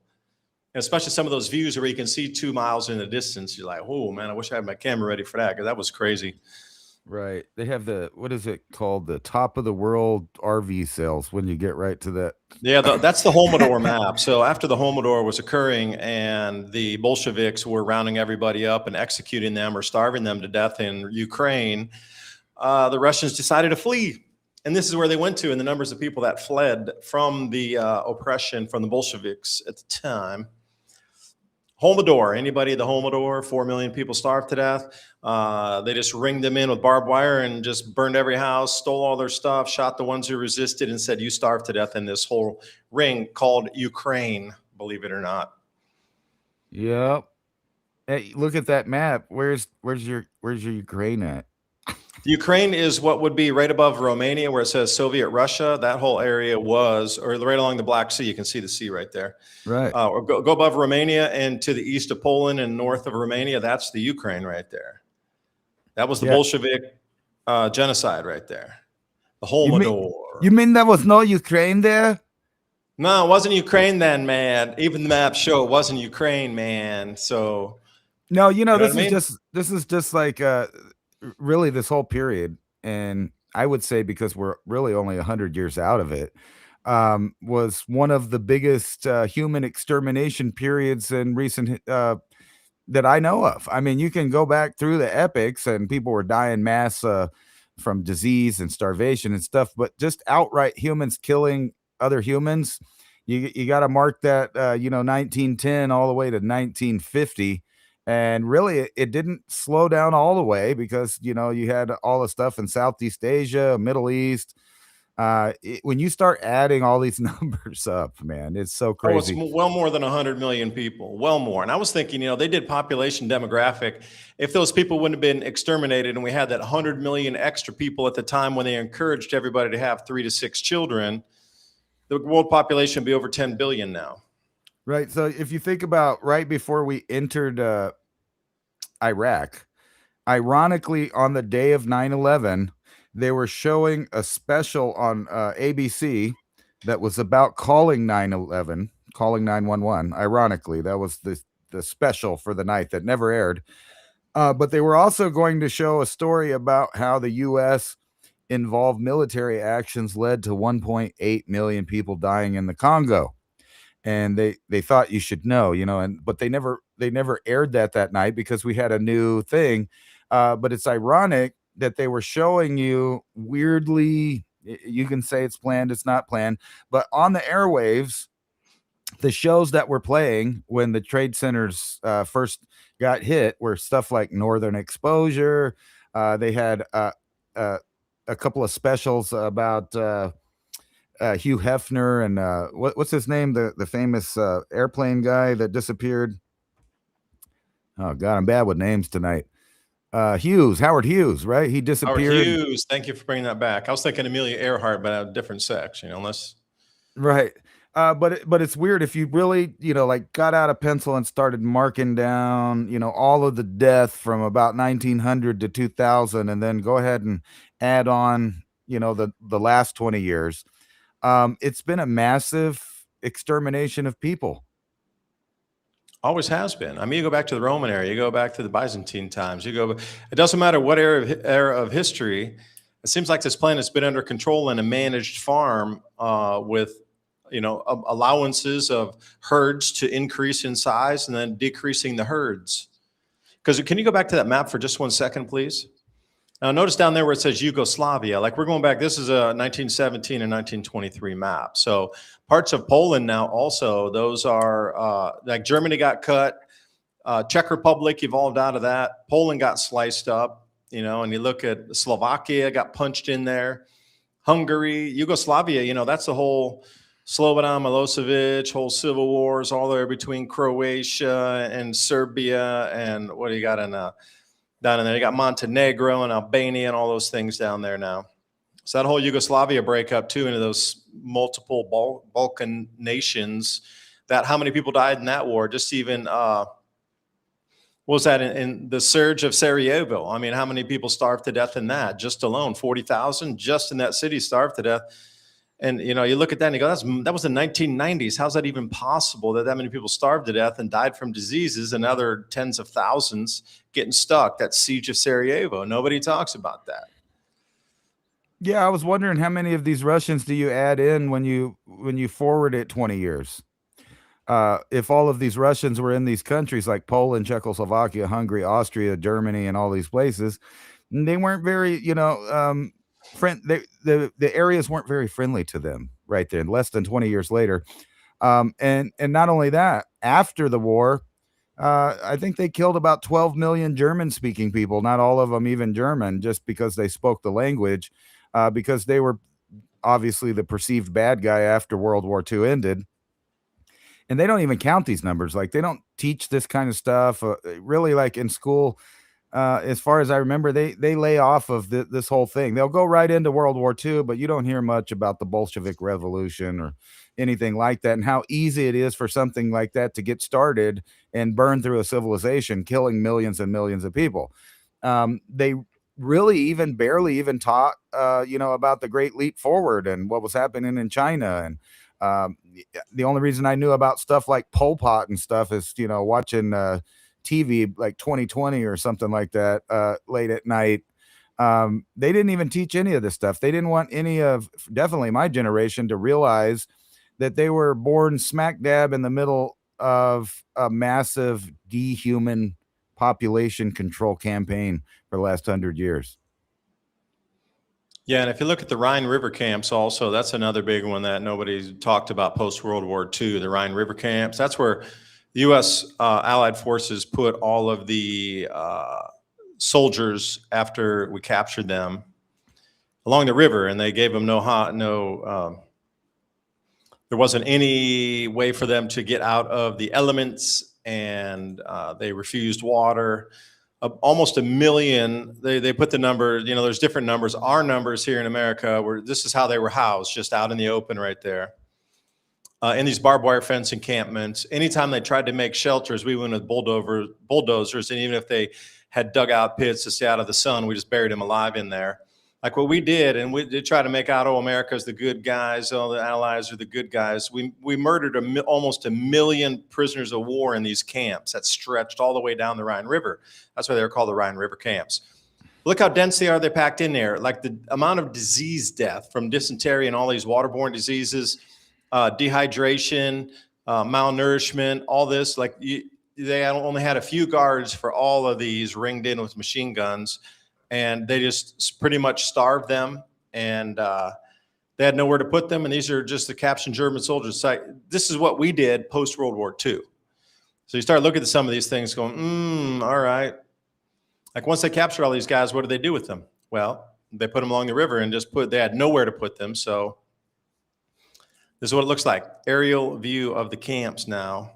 This is supposedly 160,000 prisoners in one little area. Now, are you telling me that all these people were using the bathroom and nobody got sick? No, they just held staggering what we had done to these people afterward, and you look at this and go, wait a minute, they were just stuck out like this, really? And that's what we did. If they died, oh well. And then the official numbers of American casualties was 3,000 to 4,500, but independent researchers put it around. Let me see, I might have a different number for you here. 800,000. Let me share this tab. Yeah, independent revisionist Canadian author James Bacak and many others as well put it between 790,000 and 1 million. So this is what World War II looks like if you were a German soldier at the end of it. Just saying, this kind of death and destruction has been continuous for hundreds of years. So I'm wondering what's next, because if you think about the last 20 years, it's been kind of calm on the planet. We haven't had any Pol Pots running around. We haven't any Mao Zedong's great leap forward, 40 million people starving to death. We really, it's isolated to maybe in the Sudan somewhere. It's isolated to maybe an African nation that's having a little bit of famine. But I do believe with all this fertilizer shortages, disruption in fuel, that we're coming into billions in famine here. And this is going to be the great one for our generation. Because think about our generation growing up. Have there been any really notable mass millions of deaths that we could put into the history book in our lifetimes? Yeah. Not really. Not really that you can say that. What do you mean by, I guess, are you talking tens of millions or just a couple of million at a time? Yeah, tens of millions. Like you got to think back in World War II, tens of millions easily. And then you go back in like Stalin days and, marching forward in the Bolshevik days, easily 10 million plus. Because I was going to say, we keep knocking off about 2 million at a time since then, Yeah, but it doesn't really, it's not an international newsy type of thing. But are we coming into one that's going to be on the front page headlines of every newspaper across the planet like COVID was? But this time for famine is the question. Well, you know what's really weird to me that that they're pumping the hantavirus thing, because, we're about to have grain shortages worldwide. And somebody was asking about, I'm not sure who it was, but somebody was asking in the chat about why is it that we grow a bunch of rice and send it to China if that we're adversaries with them? Because we can make money off of it. That's why. That's the simplest answer. But here in the near future, I could really see this rat thing coming back whenever they're saying that there's grain shortages. You remember Australia a few years ago when they were showing the massive amounts of mice running around just eating crops, and they would like lift up a tarp or lift up a board that had been sitting on the Yeah, ground, like like 1,000 mice just fly out of it. Well, those they are the couldn't even guys that, drive on the roads because the tires were too slick, couldn't get traction. Your cars would slide off the road, squeezing so many mice. That kind of imagery. right. Well, imagine if you were a military industrial complex agency in the biological arena, and you realized that a certain area was extra dry and had an overpopulation of mice or rats, and you just so happen to have a new kind of viral sensation that would be spread by the same rats. I mean, just think about that nightmare scenario. You're already in a grain shortage thing. Then you have rats supposedly infecting and eating the grain. People popping up with hantavirus all over the place because they're really acting like it's some kind of major spreadable disease, because the people that got off of that boat, they're tracking them wherever they went all over the world as if it's some kind of respiratory virus. So either A, it's not the hantavirus, B, they're about to say it's a mutated new strain of the hantavirus, or C, we find out it's something similar to what happened in 2020, or D, it's literally, like I said at the beginning of the show, a nothing burger, because you really can only get it one way if we're talking about the natural form of it. But it's really bizarre that it's at the head right now of all the news outlets. The hantavirus, be scared again, forget about what's going on in the Hormuz. No, wait. Oh, well, that would be the perfect excuse to stop grain shipments across the planet. Yeah. Hantavirus could be contaminated. We can't sell all that grain. Needs to be destroyed because there was like the chickens, like the beef, Yeah, but this time it's the grain crops themselves because of the infestation of these mice, excuse me. Now imagine how this can play out itself. It's not just the virus that could do some damage. No air travel, no ship travel. They want you to do away with ships anyway. Your holiday, you're only going to go on one holiday every 3 years. You need to get used to the old 2030 goals here, friends and family. But imagine if they could use that as an excuse for curtailed availability of grains, only adding into then the fertilizer shortages and the disruption in food. Now we're getting a third layer of disruption in there because of the vector spread. The carrier, the mouse. Yeah, look at this. Mickey Mouse, baby. With only 9 deaths around the world, I think you're like 7 times more likely to get struck by lightning than to contract the hantavirus. And like I said, it's a really specific way that you get the hantavirus. It's usually always spring cleaning, or someone that lives in like if they're elderly and they can't keep up with the mice invading their home. You're not going to find this virus in places like my house with 7 cats inside and 7 cats outside. There's no hantavirus here. Might have some of that toxoplasma, whatever. But my point, looking at Drudge Report right there, look at it, they got it like if it's World War III, like it's the main thing on there when only 9 people got sick. And yeah, but again, it's the messaging. So that makes a lot of sense for me why they're pushing this, because if they can equate this mouse to the spread of it, then it also the crops come into the spread. Because if you've ever been to a farm, I mean, we have a barn and we kept chicken feed in it, and we always had mice. I had to put stuff out all the time, and you're only talking about 100 to 200 pounds of chicken feed that I would store up in there, in plastic bins no less, where they couldn't even get into. And they would still chew through stuff. Like you go in and you find like a chewed handle. They'd be ripping stuff apart on bags to go make their little nests somewhere. We'd always put the bait traps out, and eventually they would get, they would move from this world, let's say. But however many we tried, every time we got rid of them, there would be another set of family that would move in the very next year.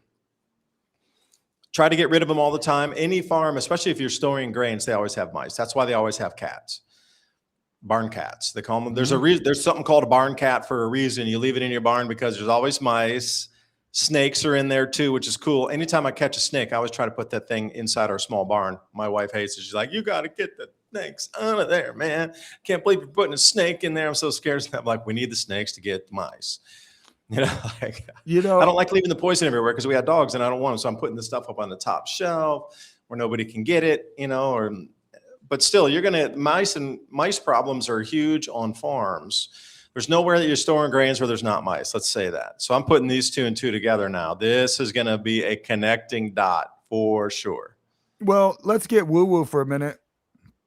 You know that in history, you could go back to like the Justinian plague or several others. And when you get into kind of the lore of the sicknesses, you know about the creation of the Grim Reaper, what we call the Grim Reaper now, came from reports of some cloaked figure spraying a fog in the in the fields of grain and stuff, and then people began getting sick. Now, when I think about it, and I know that rats were responsible, this could have been people literally like smoking out the rats and pushing them towards the inside of town. And I'm talking about like a false flag operation in ancient times where they were doing something to move the mice in there. They might have had an understanding of the disease and how it spread. But on the other hand, there's also always a connection with these outbreaks and sicknesses with comets being in the sky. And there's a lot of, scientific theories that they bombard the earth possibly with, either neogenic properties of some kind of object or straight up extraterrestrial pathogens falling down on the earth. And there's a lot of people that are moving towards that being a more feasible idea, that every time that we get one of these extraterrestrial or interstellar objects that go by the earth, because I'm sure in the ancient past they weren't tracking them, they didn't know if they were interstellar or from the local neighborhood, but either way they associated these things in the sky with a bunch of sickness that followed. Now that could be as a lot of people theorize, like particles coming down dimming the sun, causing different conditions on the earth for pathogens to grow, less food, colder temperatures, kind of like the worst year to be alive there. That would be a good example of maybe some extraterrestrial debris coming from the Taurid meteor stream interacting with the earth. But then we had series of volcanoes. So you tell me, in a modern situation with 8 billion people, some cities having 20 million people or more, like Tokyo and Mexico City, and I think that's kind of the bigger ones there. But if you had some kind of outbreak of a new disease, and I'm not talking about COVID, but just all of a sudden at the same time as we're having earthquakes and war, and the magnetic field is moving around and it's not exactly where it should be or where the way it's traditionally been, it's real easy for these governments to just throw any kind of excuse they want to you on why things are happening, all the way in, and not limited to extraterrestrials, which seems to be, if you've been noticing, has really been building, that the U.S. government is going to release all this info. They have rumors in the churches that, they're telling people what you're going to learn will shock you, but don't panic.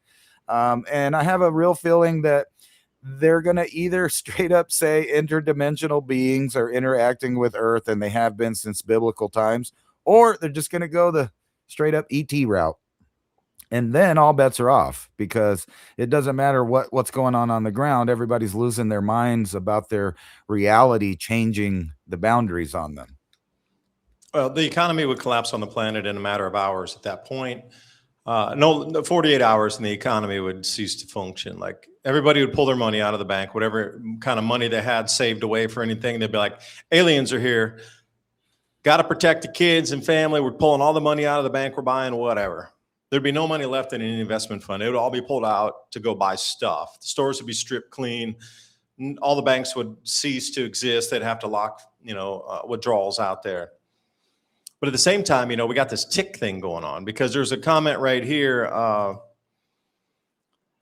It used to be only deer mice carried Hunta, but the same thing with tick-borne illnesses. Almost all those with the Lyme disease was normally deer ticks. It wasn't like Lone Star ticks and all these other things that normally carried that. So again, now it's every tick carries some sort of either meat pathogen that'll give you a meat allergy, some sort of Lyme disease sickness. It's the same thing, like the vector change on this.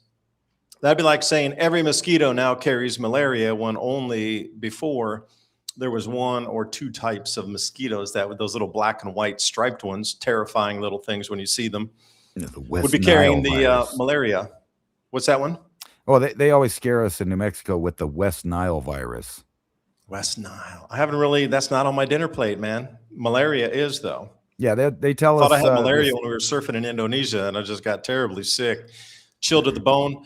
Didn't know if I had some kind of falciparum malaria, because that was the big one going on there with a lot of, it was like in West Java, way out there and along the coast. Like, thought I had malaria, man. And I was terrified that I would. And it was that kind of not curable. And it just turned out I was sick, luckily. But still, that whole malaria thing there, I really did a lot of research on it after I finished that episode of my life. Oh, wait. I'm gonna have to kick this person out of that. That's just blasphemy. What is that? Pueblo green chili is the best. Oh, come on now. You're getting into fighting words here. No, I'm just kidding with you. But, we joke around in New Mexico with all kinds of memes about soft things being Colorado chili versus New Mexico chili, because none of their chili's hot up there. It's just not. You're saying it right now. You're calling it's not even hot. Just get it out. I could pour that stuff in my eyes and it won't even affect me. You chili posers. Yeah. You get out of here with. I'm just kidding. Get out of here, chili poser. You're out of here. The chili wars. Yeah. Right. No, it's just and you bring that thing up about the ticks. That thing is just boiling in the background, and it's so disgusting, man. I'm watching videos every day: snakes, deer, elk, moose. I am so glad that I live in the desert and don't have ticks here. Now we got, like I said, we have our own things that they scare us with every year: dengue, malaria, West Nile virus. You don't want to get the Zika. I only get the Zika if I'm going out on a Friday night. When we want the Zika. Yeah, and you ever, think about these things and wonder why they just disappear off the map? You remember when for years they terrified people with the swine flu, and then it moved into the bird flu, and then it was H1N1 and H1N3 and N4, or, how many ever splices they have there. And I remember in the early 2000s when they were talking about the bird flu, the guy got on TV and said, "Oh, well, I'm not worried about this one because I know where this one came from. This is one that we made." And this was long before the 2020 scandal. Scary. Hey, let me share off on here on the Civilization Cycle podcast. Buy me a coffee. Thank you so much for your support tonight. Someone, thank you for the conversation. Well, thank you for being here with us from the 3 double espressos. Pamela Pollock buying us 5 double espressos. Great insights on the night. Just trying to put it together. I want to try to get a better gauge of where this whole set of circumstances. I think it's moving us to famine myself. I think it's into a world population reduction scenario here and a wealth redistribution event to move us into the new digital money system. I think because too many people, you can't pull them across the line. You're going to have to get rid of them. There's going to be too many protesters in this as they reset the economy, completely take away the old economy down to zero when the phoenix rises out into a new system, and people will be reset 100 to 1 to 1,000 to 1. That's a recipe for social chaos. They're going to get rid of people before and during that event as it happens. So these are all tied together. Silver Creek brought a double espresso. Getting expensive in Indiana. I thought it originally said gelatin expensive in Indiana. I was like, really, gelatin? That's an interesting one. But getting expensive, and I'm wondering what you mean by getting expensive. In Tennessee, things are going up noticeably. 50 cents here, 45 cents there, 30 cents there. But now it's starting to add up where it's on every product, every purchase, everything. Insurance has gone up. Everything is just continues to go up in East Tennessee. I was talking to people back, like, man, every time I go to the store, I can actually see the price difference now because it's moved from the 99 cents within like a $4 range, and then it's up into $5. So whoa, it's 5 something now compared to what it's 4. It's 23. Now it's 30. It's noticeable now because it jumped the shark on the 99 cent movement where they can still mask it. It was a $4.25 and then it's $4.35. It's still in the $4 bundle, right? But when it goes into the $5.50 bundle, whoa, it jumped out of there. Silver Creek and someone, thank you so much for your support tonight on the Buy Me a Coffee channel there. I wanted to stop sharing that. I did want to jump into Arrived, though. This is a huge one. If you hadn't seen Arrived in Real Estate, let me share this for you. This is a new type of you're going to own nothing. So another shift in the economy that's occurring right now is micro investments. This system wants all of your money, and the promise of great riches with a small amount of investment is where they're targeting you now. they realize that the younger generation doesn't really have that much money to invest like our parents did, or our generation, if you want to even consider it a wealthy generation, compared to those that are 18 or 20 right now. We are incredibly wealthy. We might as well be sitting on piles of gold, and our parents might as well be sitting on tops of emeralds, rubies, and gold, comparatively. So the further you go down in the age strata, the less capital they have available at their hands. And it's meant to be that way. You're extracting all the wealth. It's an extraction event to reset a new system. So what do they want to do now? Arrived. Buy, sell, and own shares of real estate. Micro. You can buy as little as $100 when you're purchasing something like this. What's it all about? The reason I would bring this up, because J.D. Vance, our vice president, is the one that is super involved with this one right now. So these are all the properties and areas that you can actually get into and get micro investments in property. So you don't have to buy a whole house anymore. You don't have to buy like a stock on the stock market. You don't have to invest in bonds. You can do as little as $100 and get in on a property now. So when our vice president is super deep as an investor in this, what does it tell you about property selection and coming through hundreds of millions of dollars invested in microtransactions? Like, here it is. Oh, initial share price, even on this one here, 37% gross return. You can invest as little as $10 and own this property with how many other people? It doesn't really say there, but I'm sure it's thousands of other people. So think about if they have 100,000 people that put in $10, you could buy $1 million property and finally sit on it and look, your $10 turned into $12.02 just after 3 years. That's better than the S&P is doing. We better invest today. This is the whole thing here. They're trying to get you into handpicking your investment goals. 703 investors on this property right here. Everything is available for you at $100 or so. That's your minimum buy-in is $100. How do we invest right here? We should look at it. You've arrived. Can you buy out the other people's shares on each house? I don't know. I didn't read deeply enough into it. I didn't have that much time when I was surfing the news. So they're trying to promise you an 8.1% yield on this one here. So think about that. Most stable coins are going to give you 4%. This is the whole thing about the Clarity Act, is they were battling, the banks were battling, at least behind the scenes, to make it appear as if they were trying to save themselves, because your USD Tether and USD Circle, USDC or USDT stable coins are going to give a 4% interest payment. Not to Americans, they've written that out. Usage, you can get some payback, like a usage where you swipe a credit card and you get 2% back. They're going to allow that, but they're not going to allow straight up interest where I own $10,000 of the USDC and I just park it in a wallet somewhere and I collect 4% off of that. That's not allowed in America, but it is around the rest of the world. So here you go, 8.1%. That blows away anything stablecoin yield. So again, they're trying to entice those that know cryptocurrency, that look at the staking and restaking markets, into 4.4%. That's still, anything equal with what crypto payments are giving you on staking. Now, there are some riskier bets where you could do that and you can get above, and you can get into the 10% range once you stake and then, restake that on a liquid staking token. You can do all that goodness, but it's dangerous. But here they're offering you 8.4% pretty much. Just, hey, there's one in Nuga right there, Chattanooga, 250 investors, 22% in funded. So, again, you don't know what's the fund rate on this one here. Look at the interior. It's so beautiful, man. We can get a micro investment in the house. So $377,000 is the total. They got 250 investors. Do the math on that. It's only 22% funded. And then if we do go to, so you're telling me I could just drop like $30 a week on just random houses and start getting income from renters? Yep.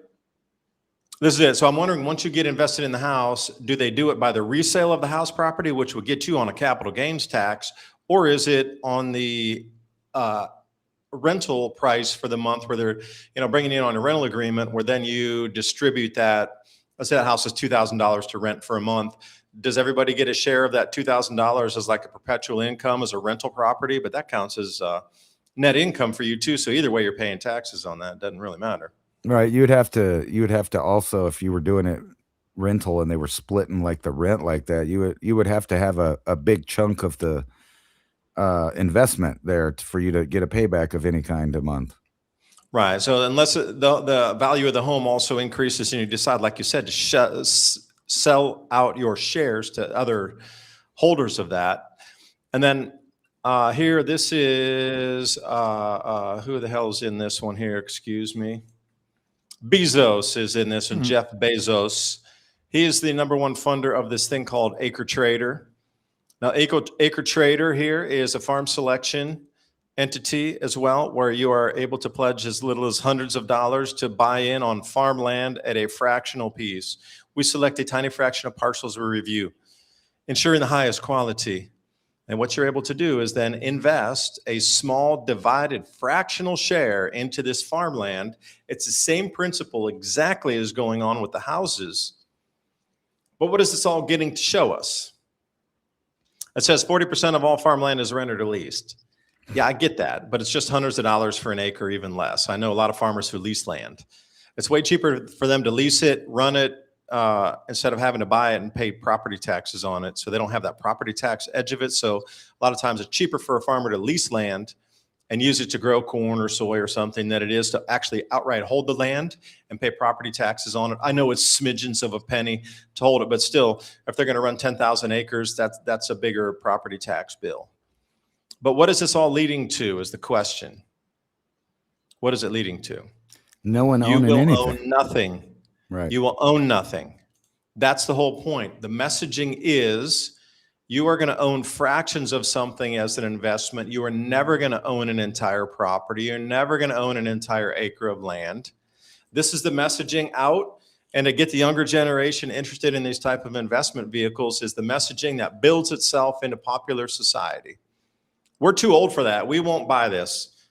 I mean, not buy it in terms of investing in it, but for them to sell us the message of you're not going to own your house, you're not going to own your car, you can fractionally own something.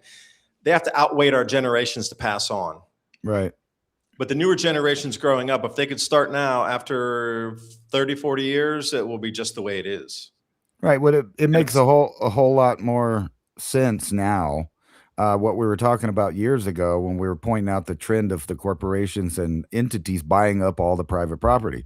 Whether it was farmland or houses, they're just buying it up. Now we know what they're going to do with it. They're gonna have it as investment vehicles where they can recoup some of that and draw all that money in. So what happens if there's a foreclosure on it? Yeah, and somebody What asked, happens to your investment?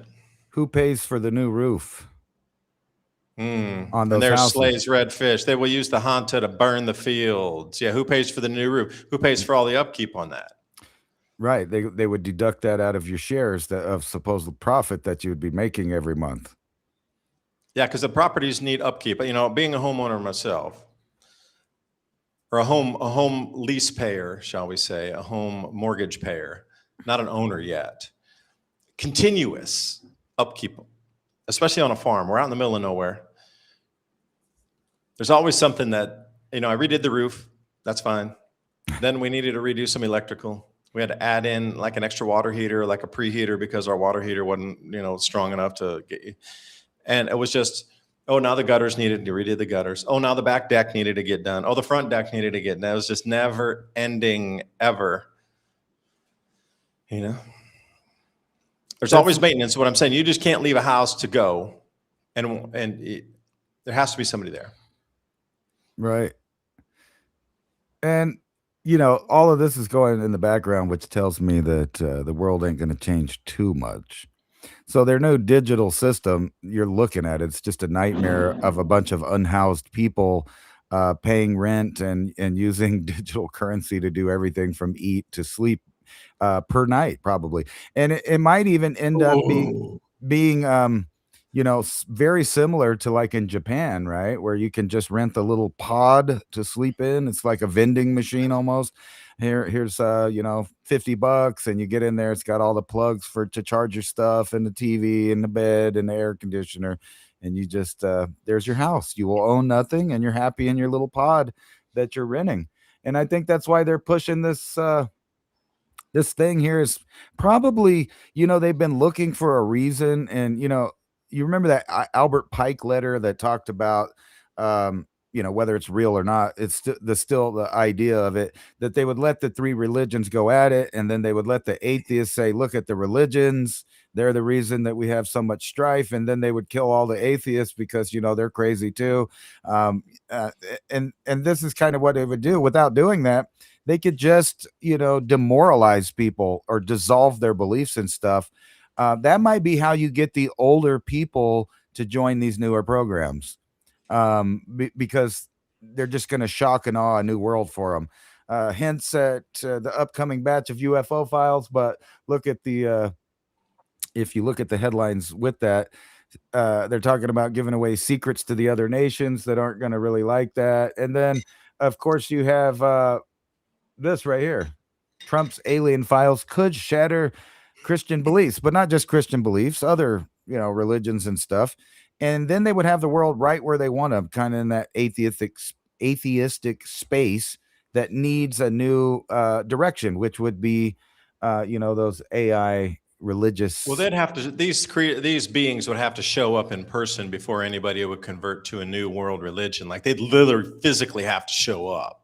I'm sure If, like, Pfizer has God one. Creators, I'm sure Pfizer or Russia or China or the U.S. probably has, part amphibian, sapien of some sort. Just waiting. I mean, think about it. Like, these ships started crashing and you're really only seeing the bodies in there. The first 10, 15 people that took their iPhone up to a crash of one of these things would say, look, oh my God, it really is an alien. Oh. It came back to life. I saved its life. It's now my best friend. And it protects my farm. It's just some poor schmuck that was only 80% human in a lab somewhere that they shoved in there with some seatbelts. Into the large grow chamber. Yes, it is indeed. Well, everybody, we're coming to the end of the hour here. Thank you so much for your time tonight. CivilizationCycle.com is the website. Jump over there. We'll put together the show notes and get those to you out tomorrow morning. And also buy me a coffee /Civilization Cycle if you like this kind of content, human generated content, no less. Please support us, keep us on air. We got running costs with the software, etc. But again, it's all coming down to human generated content, which is being overwhelmed on YouTube and different social media platforms right now with everything AI. Producing 3,000 pieces of content, 3,000 videos a day compared to doing one as a human. We're getting lost in the mix. So if you like human generated content, please continue to support that. And we'll continue to bring in these ideas together. Yeah, because I think it is all related now. There's no way to not see it. Once you see it, you can't unsee it. It's all coming to the head right now. Speaking of the human generated content, somebody asked me what the name of that song was at the beginning of the show. And again, like last week, I spent like 30 seconds typing some prompts into an AI and it spit out a rap song within probably 30 seconds again. So almost a total of 1 minute. And an entire song was produced with lyrics and everything by the AI. That's what we're competing with. Even when I'm making a mix that's my own, I spend 3 or 4 or 5 days practicing it before I even record it. And the AI just, boom, there it is. Yeah, because the last session, also our last show, last Thursday night, you also had done an AI-generated song, which was pretty sweet. I thought I was listening to like Buddha Bar somewhere, sitting on a Thai beach back in the 90s or something, the way that flow had, Right. Anyway, peace out, everybody. See ya. Thanks for watching. Thanks for listening. Share this.